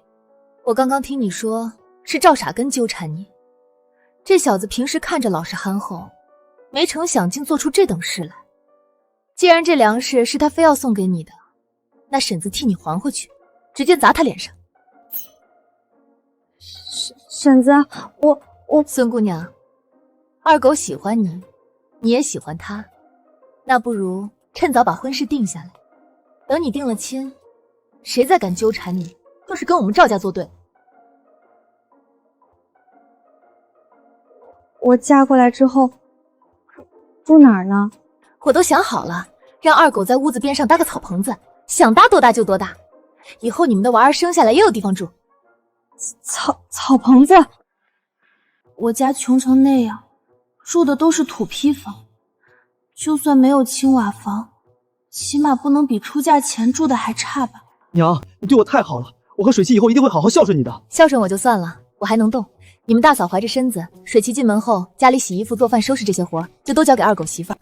婶子，事情不是你想的那样，我和二狗哥没什么，我一直把二狗哥当亲哥哥，从来没想过嫁到赵家。还不到古代，还能听到哥哥妹妹这种茶言茶语。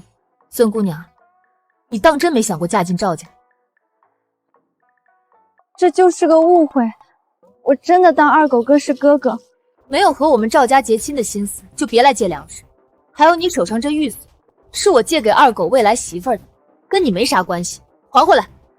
之前借给你的10斤就算了，不是我们家不缺这10斤粮食，只是我不希望你再来赵家找我家二狗。赶紧回你桂花村去吧。要是原身碰到这种事儿，怕是早就扑过去挠花孙水琴的脸了。我刚刚还是太温柔了一些。少年人的失恋来得如此猝不及防，这小子怕是心都要碎了。二狗，你是我们家最聪明的孩子，山上的水怎么引下山，这事儿你好好想一想。娘，能不能从山上的谷沟挖一条沟，水会自动从山上流下来，有多少流多少？你跟我想到一块儿去了。还有一个问题，从山上到山下多长距离，需要多少人力，挖多久，这些你都要好好想一想。这么长，一个人1个时辰肯定能挖完。从山脚下到这里，差不多需要2、3千个人挖1个时辰。村里的壮年劳动力大概有400、500人，全部一起来，大概需要多久？娘，我算不出来。等生活安定之后，第一件事就是教这几个小子认字学算术。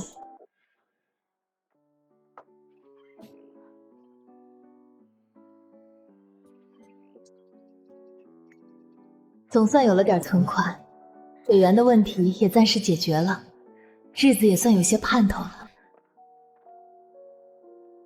娘，村头的赵二婆把自己活生生饿死了。赵二婆家还有些粮食，再不行吃树皮草根也行。可她为了省粮食给大孙子吃，连着3天没进1粒米，死的时候肚子都是瘪的。前几天我下地看到他说大河村惹怒了神灵，今年会灾祸不断，就算不被饿死，也会因为别的原因死掉。他大概早就不想活了。就算是早就不想活了，大概也想做个饱死鬼。老年人将自己活生饿死，还不是为了留下粮食给后代？你小时候赵二婆抱过你，等会儿过去烧一炷香。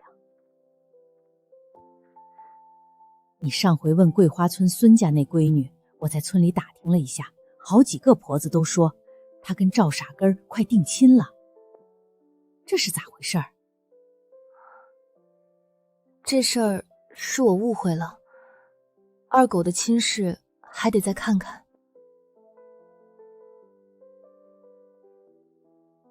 回头我让媒婆打听打听。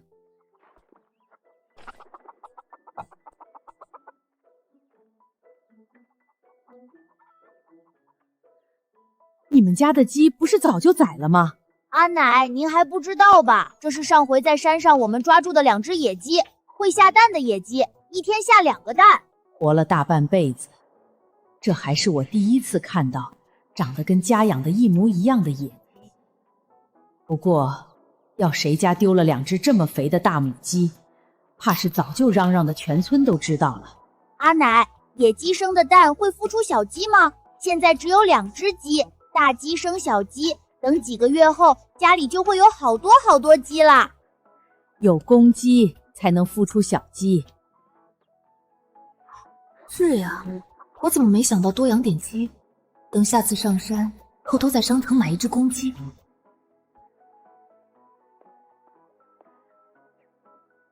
娘，您就在这边吃吧，饭菜都够。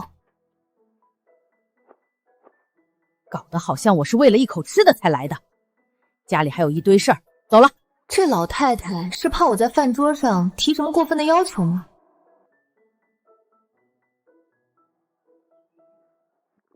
二狗，你跟我去一趟李正家。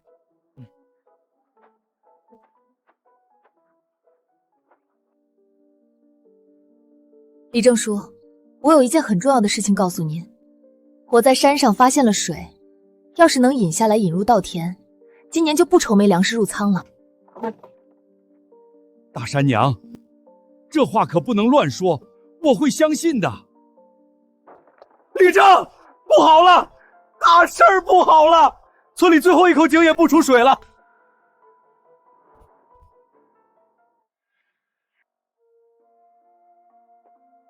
大山娘，现在村里所有的希望都在你身上了。真希望你说的每个字都是真的。李正叔，我从来不开这种玩笑。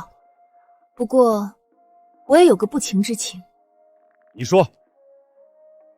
我想要山下那块荒地，山上的水流下来时，正好经过这片地，以后定能乘良田。请李正叔将这块地给我留半年，等我手上有银子后再买下来。按荒地的价格给你算，8钱1亩。你要多少亩？我回去和几个儿子商量一下。阿爷，你真信赵大婶子的话？她可从没干过什么正经事儿。那就是10几亩荒地，她骗走了有啥好处？而且只要明天上山，就能知道她有没有扯谎。骗我1个晚上有啥子意义？娘，这里大概30多亩，1亩8钱，2亩16钱，3亩2两4钱。你按我说的算，1亩8钱，10亩就是80钱，30亩就是3个80，80加80再加80，等于多少？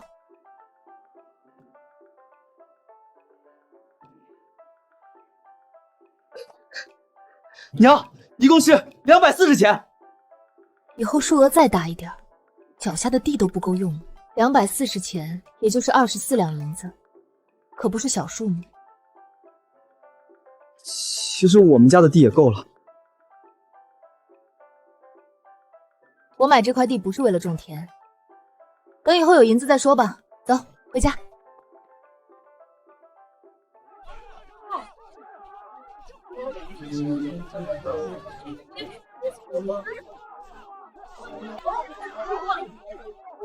大家看看啊，程家村的人那不是东西，1斤粟米或者玉米面才能换1桶水，这是想逼死人。程家村好歹比桂花村强点儿，桂花村放出话来了，3斤粟米才能换1桶水。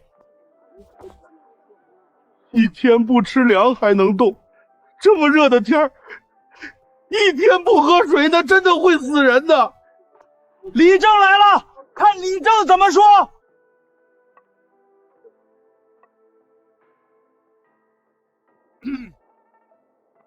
1斤粟米加1篮子野菜，是一家人1天的口粮，送去给程家村，那就是程家村的人活命，而我们大河村的人会像赵二婆一样，一个接一个的饿死。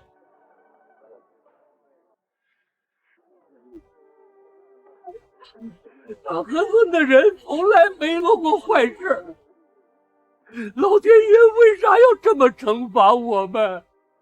造孽呀！都安静！老天爷没那么绝情，总会给我们一条活路。1天不喝水，除了难受点也不会死。该干啥就干啥去。太阳落山之前，我会给大家一个说法。走吧，大山娘，咱们上山。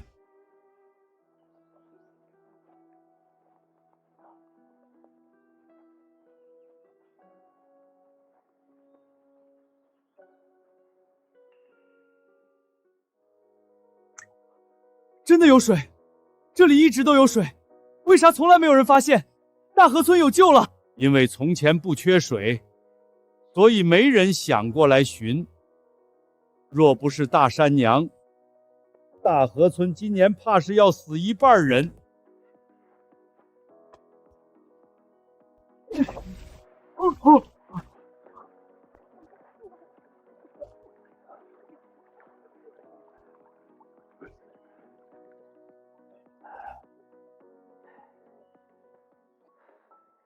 赵大婶子，先前我还以为你是故意诓骗我们，我在这里给你认个错。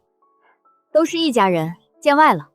若是将这里的水引下山，稻子就有救了。但是这里离山下距离太远，现在稻子正是需要水的时候，就算把人当牲畜使，10天之内也浇灌不完。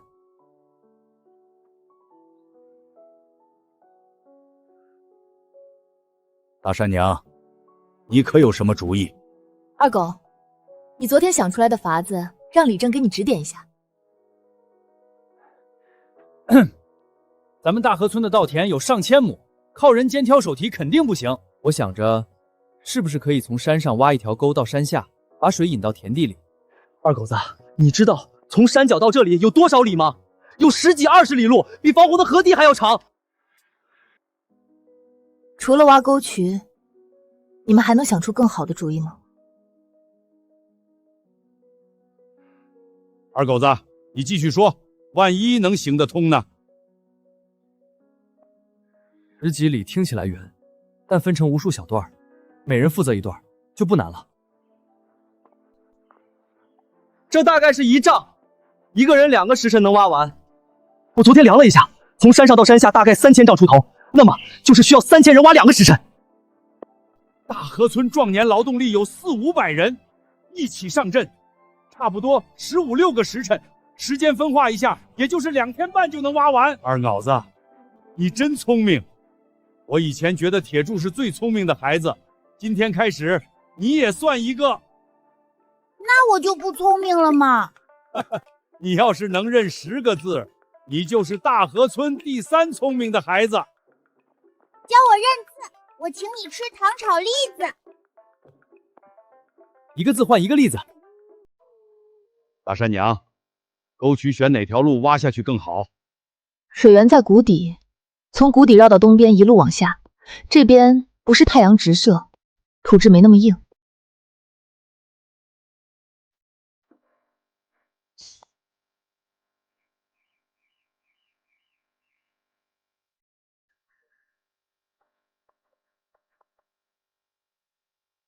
野鸡生的蛋会孵出小鸡吗？大鸡生小鸡，等几个月后，家里就会有好多好多鸡了。现在倒是个好机会。那2只大母鸡看起来就不像野鸡，容易引起怀疑。但当着李正的面在山上捡到一只大公鸡，就算是过了明路。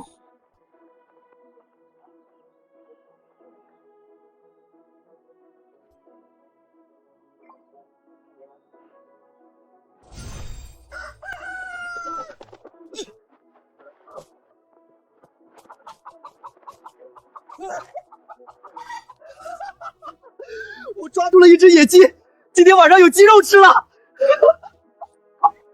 我怎么就躲开了呢？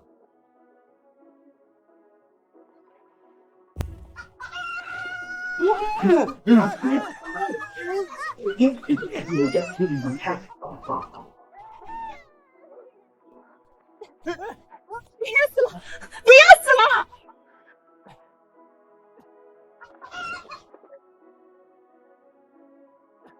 这2只鸡长得一模一样，野鸡比家养的还壮实。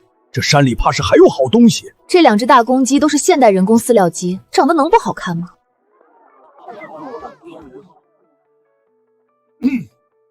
你们互相通知一下，1刻钟后全村开会。我有一个好消息要告诉大家。今儿个没水，应该是有关水的好消息。是不是李正答应了桂花村啥条件？桂花村的人最难缠，怕是要走我们一半的粮食。别管田里了，现在连人喝的水都没有。今天上午，大山娘带我上山，发现山上有一处水源。前不久，大山娘发现山上有玉笋，昨夜又发现山上有水，第一时间就告诉了我。我知道村里人对大山娘颇有微词，但从现在开始，大山娘是我们全村人的大恩人。想不到李正在说正事之前，竟还会当着全村人的面为我证明。大山娘本可以不告诉我这些，但她还是说了，她是真的把大河村的诸位是一家人。若你们依然觉得大山娘不值得一声谢，那现在可以退出大河村的会议。赵大嫂子，这次多谢你，从前是我误会你了。赵婶儿，我这人嘴巴没个打门的，你可千万别跟我计较。其实我也没做什么，大家不必这么客气。我们在山上发现了一处山泉水，很甜，我们村有水喝了，不需要用粮食去程家村、桂花村换水。大河村有上天庇佑，老天爷不会看着我们遭难的。现在有水了！太好了，我们有水喝了。人有水喝还不够，我们要让稻子也有水喝。让稻子有水喝。赵二狗，你上来告诉大家，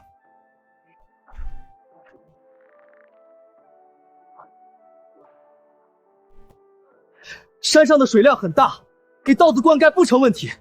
只要我们能把水引入稻田，今年就能大丰收。我算过了，山上到山下大概3000丈，全村400-500个劳动力一起挖沟，2天半的时间就能挖一条从山上下来的沟渠。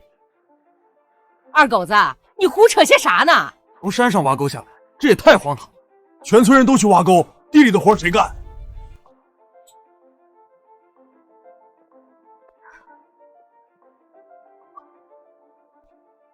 好久没见大山娘，怎么好像白了、干净了，气质也变了。能烦劳你一件事吗？嘿嘿，赵大嫂子，尽管吩咐。拿一把铁锹过来，当着所有人的面，就在这里挖一条沟，让大伙儿看看，一个像你这样正值盛年的壮汉挖一条沟需要多长时间。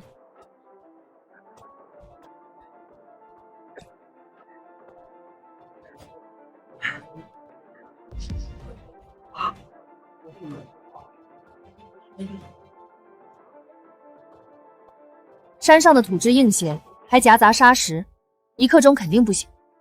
那我们就算2个时辰。二狗，这个主意是你想出来的，你来跟大家好好说道说道。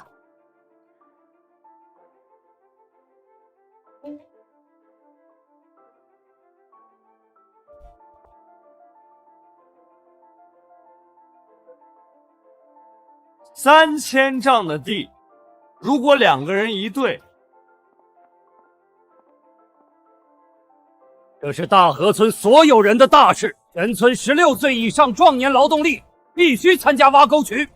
半个时辰后，带上农具一起上山。李正，要是山上没这么多水咋办？要是这水流一半就不流了，我家的田离得远，水流不过来咋办？反正我不出力，赵大嫂子一个妇人，瞎逼逼的话竟然也有人信。他这是折腾大家伙玩呢，凭啥他说啥就是啥？你不出力可以，到时候山上的水引下来，你家的稻子别想喝一口。其他人谁还有意见，现在就可以退出。外姓人我不管，如果是赵家本家，谁退出，我开宗祠除名。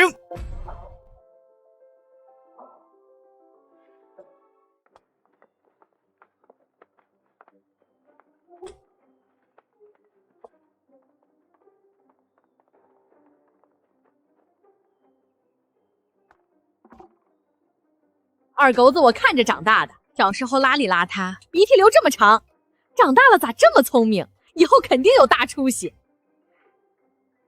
二狗子，你今年15还是16？说媳妇儿了吗？要不要婶子给你做个媒？不用了。我娘家有个侄女儿，今年15，长得那叫一个俊俏。明儿我带她过来，你们相看相看。你娘家那侄女儿不行，太懒了。我家闺女勤快。二狗子，翠花你也认识，我让她现在就来一趟。哎！我不就是在全村人面前说了一番话吗？咋就这么受欢迎？我家里穷，娶了媳妇儿只能打地铺睡，怕委屈了人家姑娘，暂时不考虑这事儿。多谢各位婶子惦记。差点忘了，二狗娘可是赵成氏，要是把闺女真嫁过去，岂不是让人家受苦？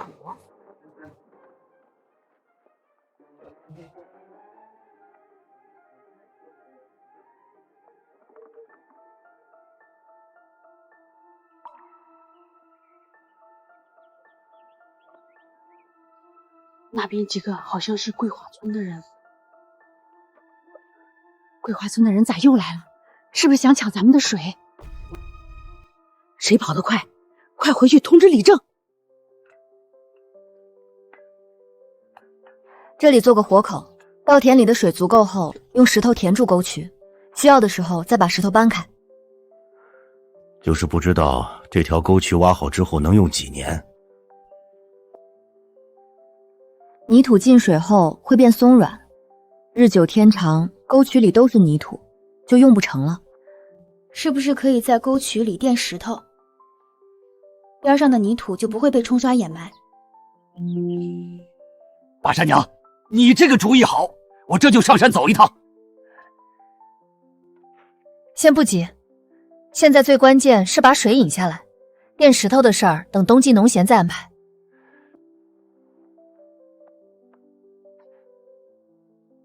大山娘，你咋懂这么多？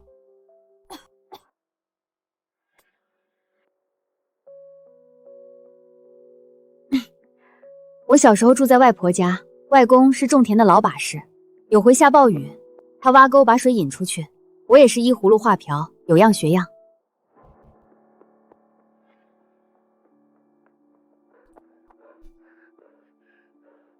李正叔，不好了，桂花村的人又来了！走。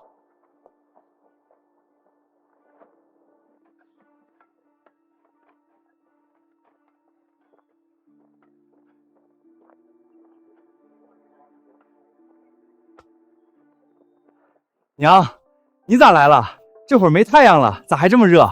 不知道今天晚上是继续干活还是回去休息？当然是继续挖。李正说2天半，那我们就连夜干，最迟明天晚上挖到山脚下。对地里的稻子等不得了，能快点就快点。连着干1天1夜可不行，别把人累坏了。晚上没太阳干活舒服，今晚通宵干，明天上午好好休息，下午再过来继续。哎。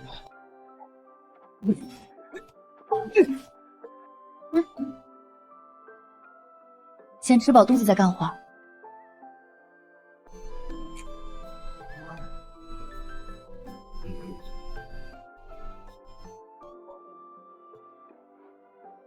好香啊！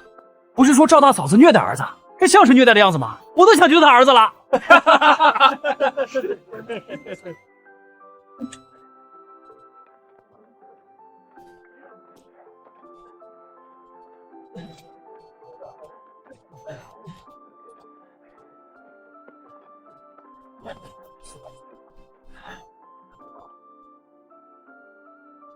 再挖3丈就收工，大家加把劲儿！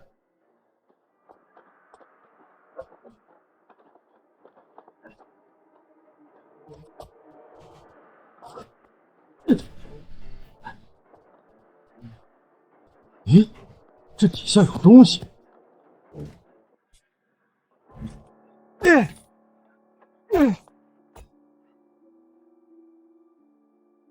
这边底下全是大石头，挖不动。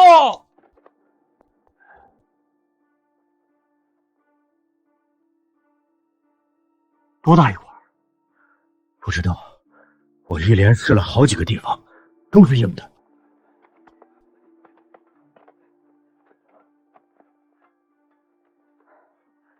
我这边挖出去4丈了，还是这块石头。我这边5丈，一样。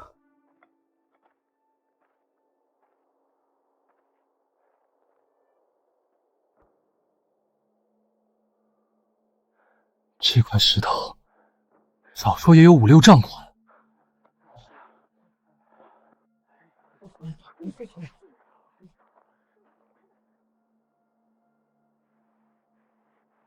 现在挖沟遇到大石头，可以用机器凿穿。这个时代没有机器，全靠人力，根本挪不开。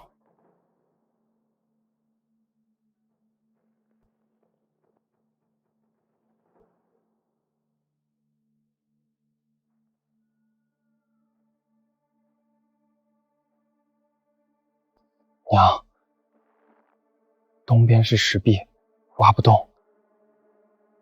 西边这些树，砍一棵都要大半天，更别说这么多棵了。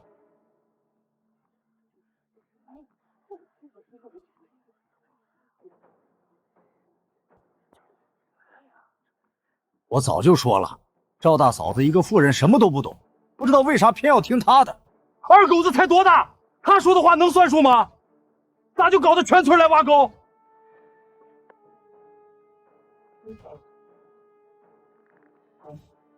这么大一块巨石，天王老子都没办法。李正，你快出个主意！还能有什么主意？回去洗洗睡吧。地里的庄稼该咋样就咋样，又不是只有我们一个村干旱，大家一块饿死算了。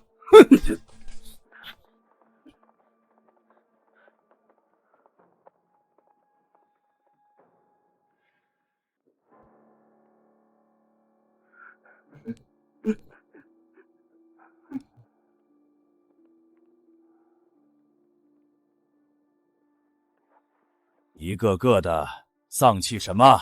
你们都是家中的顶梁柱，你们倒下了，家里还能靠谁？我们大河村还能靠谁？遇到了难题，那就想办法解决难题。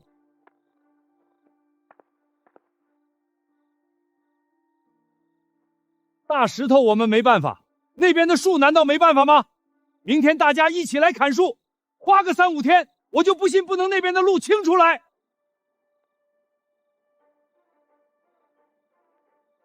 这么多树至少得砍半个月，半个月后地里的稻子怕是全干死了。我记得那堂语文课，老师讲大禹治水，挖沟引水，和我们现在做的事儿一模一样。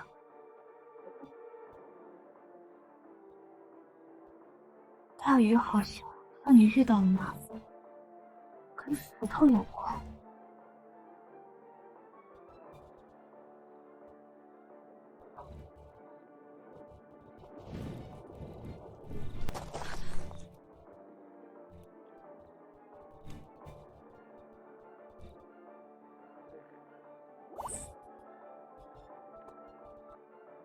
李正叔，我知道该怎么做了。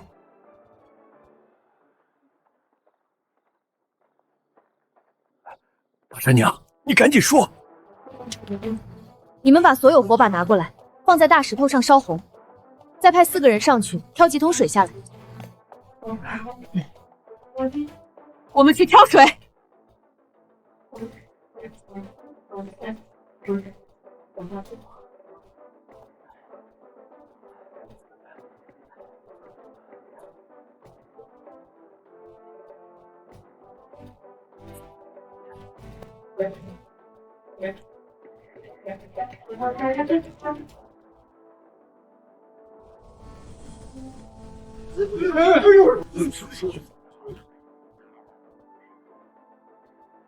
大家同时将水泼在石头上，然后迅速后退，有多远退多远。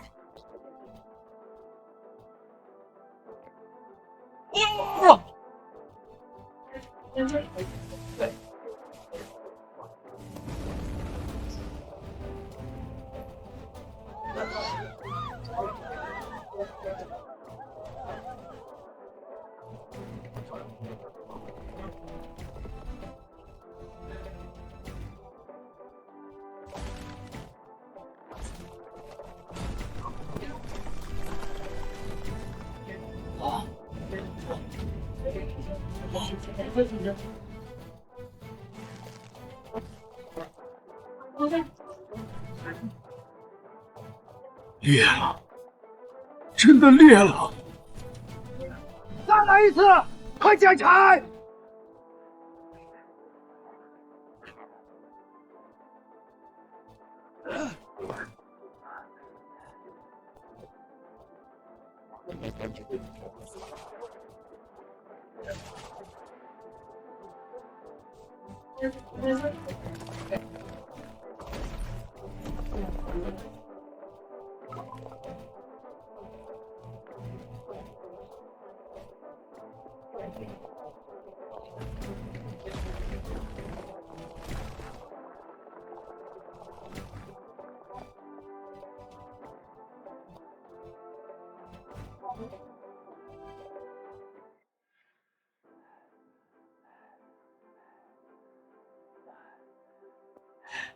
大家都回去休息，明天午时过后再来这里集合。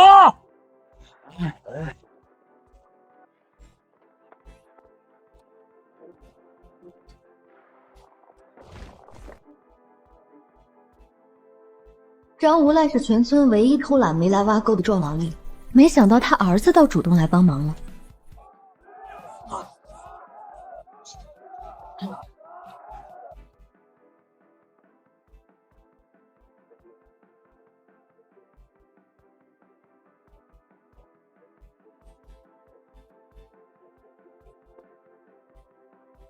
大山娘，这条沟渠是你发现的，是你带着大家挖出来的，这最后一筹该你来。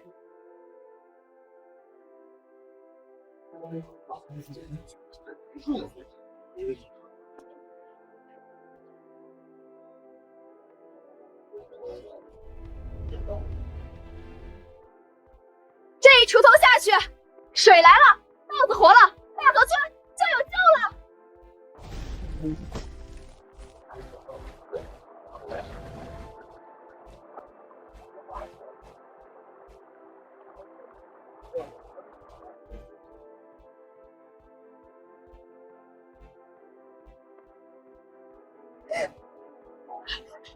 真的有水！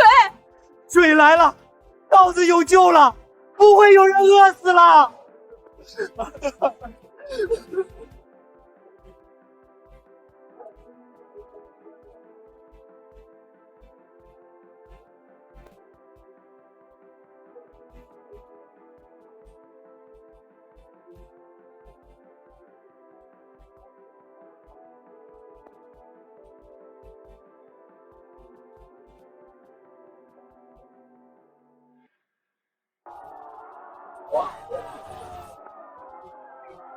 哟哟，咋真的有水流下来？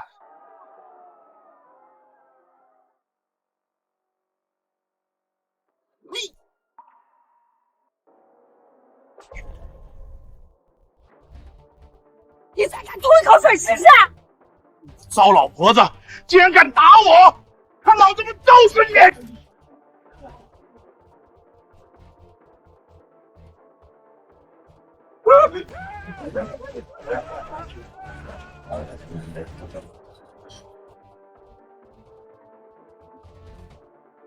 必须得防着桂花村这帮龟孙子，投毒这种事，他们肯定做得出来。我建议，巡逻队必须一直进行下去，保护山上的水，保护田地的稻子，保护家家户户的粮食。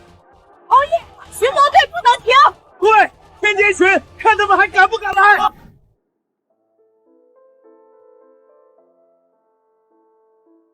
大山娘，都是多亏了你，没有你，我这个糟老婆子今年就要饿死了。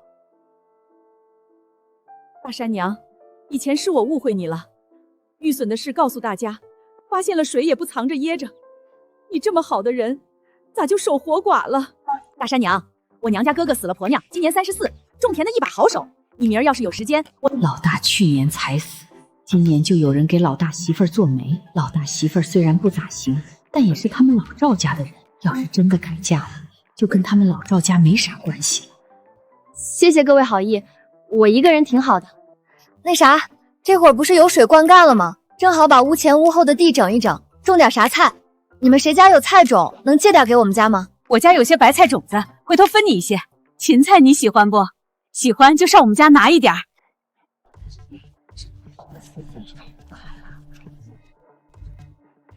赵大嫂子，我家啥种子都有，你要不要去我家看看？看上啥全都拿走。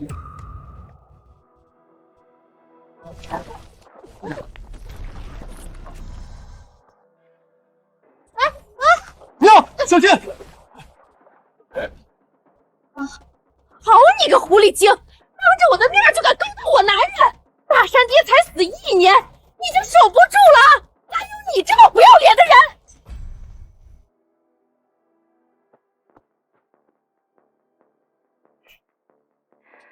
他全身上下哪一点比得上大山爹？他值得我勾搭吗？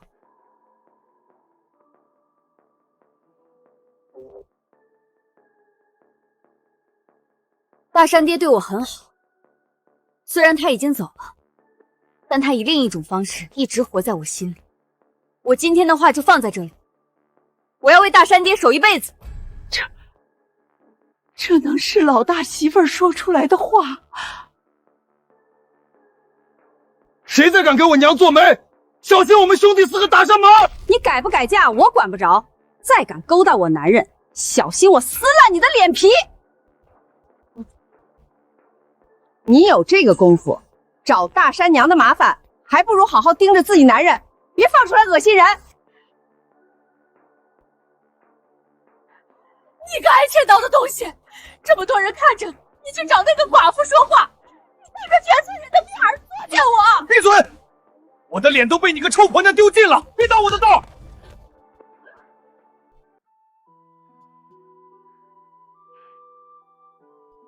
娘，来来了来了，老大媳妇终于要开始说正事儿。看在他最近还算安分的份上，看在死去的大儿子的份上，他要是提出搬回老屋，那我就勉为其难同意吧。娘，回头老屋有的种子也劳烦您给我一些。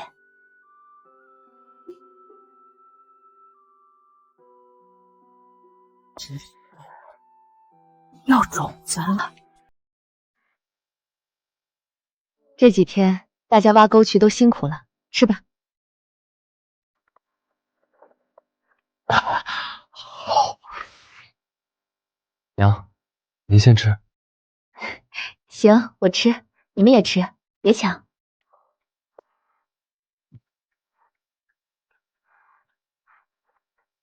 娘，有件事我一直想问，家里的粮食怎么过了这么久还没吃完？按理说上回银簪换来的粮食早就该没了，可柜子里的大米白面好像一直没见少。啊？那是因为你们天天上山挖野菜采蘑菇，家里的主食吃的少，自然就省下来了。再说我每天掺些杂粮进去，看着多，其实没少多少。好像也是，最近野菜吃的多。不过粮食确实不多了，明天我去镇上多买点回来，再多买些种子。今天要的种子不多，我想着到时候把屋前屋后的地全种上。娘，我也去。行，明天一早咱们一起去镇上。粮食的事得小心了。这几个孩子越来越精，尤其是二狗，账算得清楚。另外也得想办法给我手上的银子过个明路，不然有钱都没法花。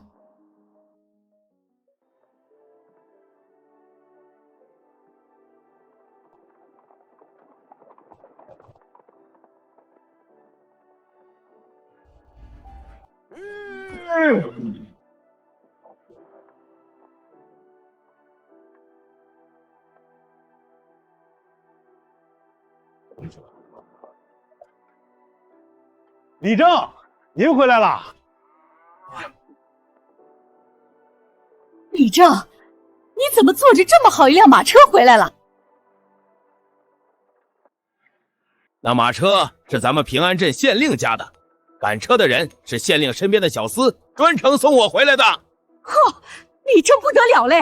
县令大人竟然派人亲自送您回来。咱们大河村的李正就是有本事，能让县令大人另眼相看。还不是前几日挖沟云水的事儿传到了县令大人耳朵里，今日叫我过去，就是问这个事儿。以前啊，我想见县令大人一面都难，如今竟能有幸和县令大人坐在一处喝茶。县令大人多大年纪了？县令大人胖还是瘦？县令大人好说话不？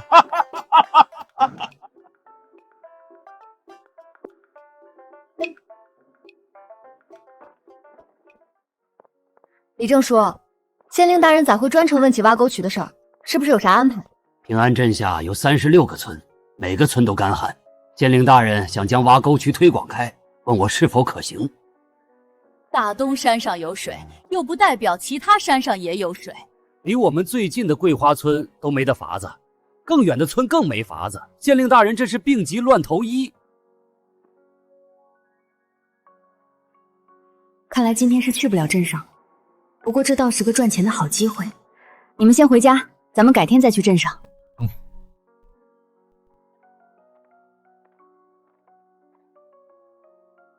如今大旱，除了大河村，其他村会颗粒无收，到时大河村就成了众矢之的。众矢之的是啥意思？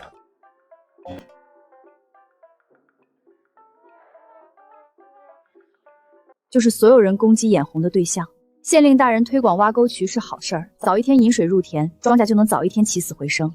不过，并不是每个村都能找到水源。我就是想问问大山娘，山上的水源你是咋找到的？县令大人说帮忙找水源，规划挖沟路线，挖沟渠也需要人。这几日村里没有异样，巡逻队似乎松懈了一些。田里有水之后，稻子长出来，杂草也多了，还要施肥，地里忙，巡逻的事儿大家确实没那么上心了。李正说，防人之心不可无。我觉得巡逻队一天都不能懈怠，要成立专门的巡逻队，并发放工钱，村里哪有云钱养巡逻队？这次挖沟渠就是个机会。大河村给县令大人解决燃眉之急，县令大人是不是该给点资金？能申请下来多少银子，就全靠李正书的本事了。大山娘这脑子是怎么长的？竟然能想出一个从县令大人那里名正言顺搞钱的主意。大山娘，你说的对，县令大人说明日会亲自过来大河村，到时候我再好好跟他说道说道。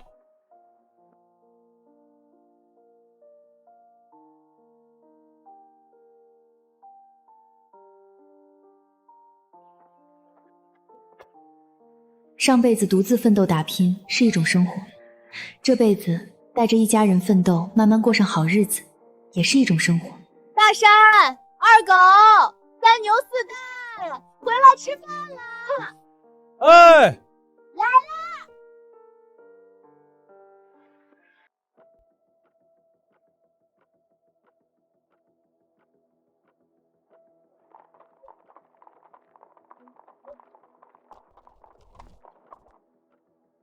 草民见过县令大人。起来吧，先带本官去看看你们的村挖出来的沟渠。带本官上山看看水源初始处。隐藏这么深的水源，究竟是怎么找到的？这里湿气重，草木旺盛，按这些环境地貌勘测，应该也能发现水源。你看，20米之外，那边草木也旺盛，但水源不在那边。靠这个方法，只能确定大概区域，无法精准定位。我们没那么多时间慢慢试。这事儿是我们村一个后生无意中发现的，不如县令大人和我一起去他家中问问。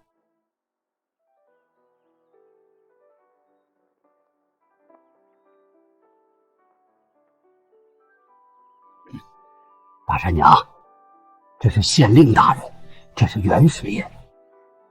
您父见过县令大人，见过袁师爷，快里面请。惠娘，快倒3碗水出来。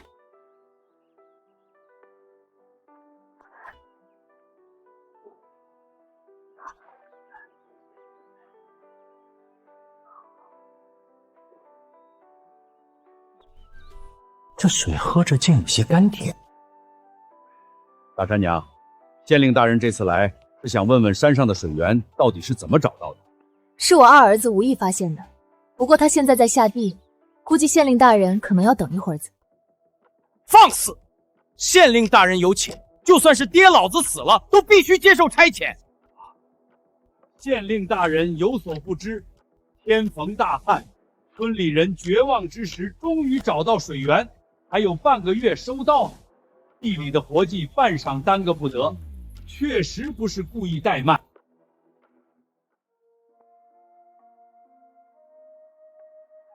这里都是老实本分的庄稼人，你这脾气可以收一收了。是。这县令大人竟然是个好脾气的。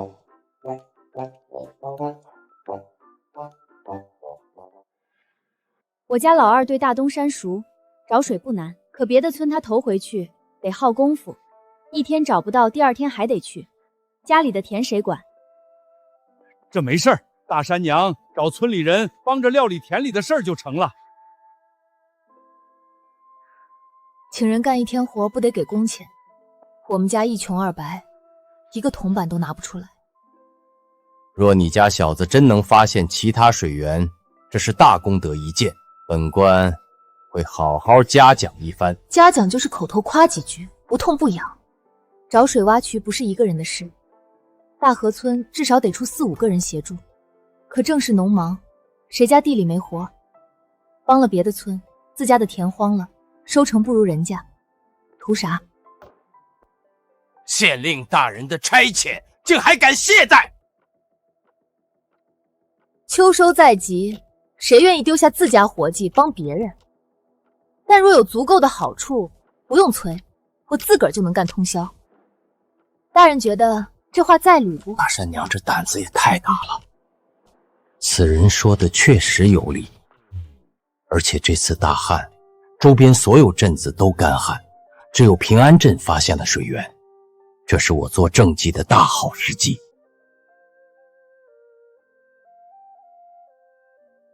大河村所有帮忙找水源、挖沟渠的人，一天奖赏100个铜钱。一天100文，好差事啊！县令大人，民妇不是这个意思。为县令大人办事，怎能要工钱？要是一处水源都没找到，这钱拿着烫手。那依你之见，该当如何？若是发现一处水源，县令大人就给嘉奖；若是无法为县令大人解忧，我们也没资格拿银钱。35个村落，3天内必须全部走一趟，如此下来，3日都不得成眠。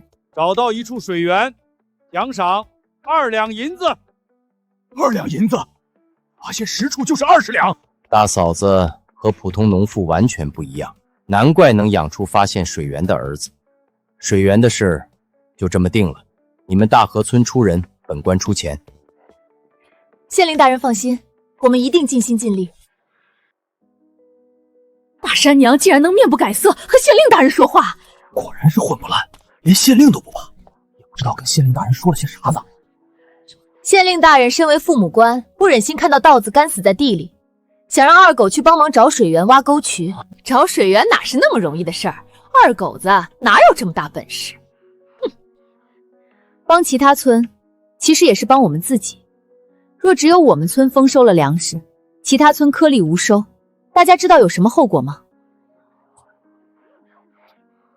咱们村不是有巡逻队吗？不会让那些人得逞的。建立巡逻队是为了保护粮食，但也没有千日防贼的道理。更何况到时镇上也可能征收我们的粮食，平均分给每个村，到时候就只能天天吃野菜稀汤了。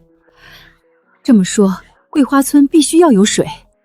其他村最好也发现水，否则大河村丰收那一天，还不知道会遭多少人惦记记恨。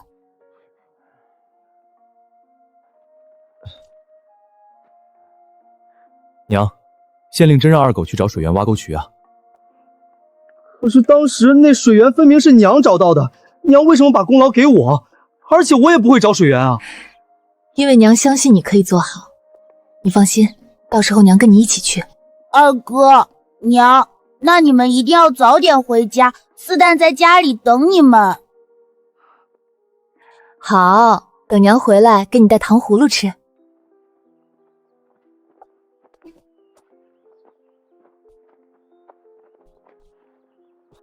娘，您真能看出哪里有水？书上说两山夹一谷，两山谷，水在谷中藏。你看前面，那里就是我们要找的第一个地方。赵大嫂子，您真能看出水在哪儿？你们看，这里的土是潮的，大旱2个月，别处的草都枯了，这里的草还绿着，底下有水。从这里往下挖，3丈之内必有水。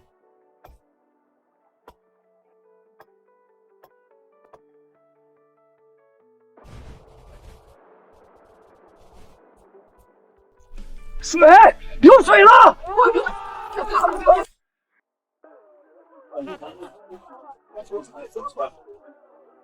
高大嫂子，你是我们李家沟的恩人。记上吧，这是第一处。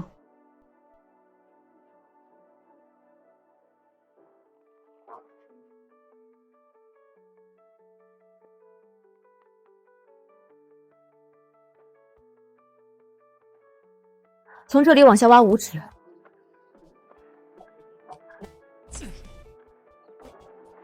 老天爷开眼了，有水了！有水了！这里，往下挖1丈。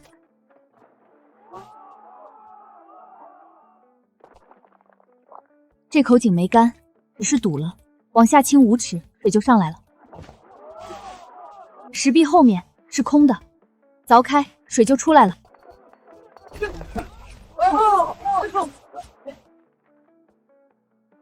娘，23处，我们找到23处水源，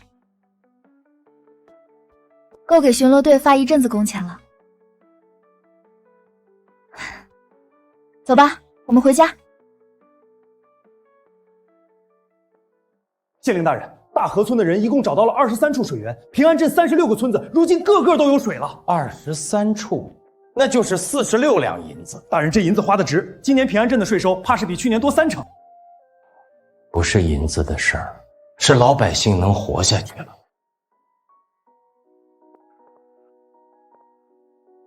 这下好了，系统里的钱也算过了明路，以后建房子过好日子，再也不用藏着掖着了。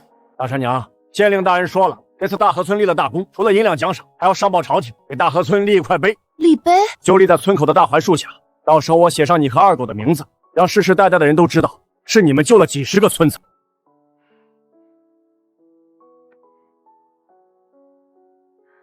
李正叔，碑上不要写我的名字，也不要写二狗的名字，就写大河村3个字。为什么？水是大家一起挖出来，不是我一个人的功劳。大河村的人世世代代都该记得，只要人心齐，天灾也压不垮我们。好，就写大河村。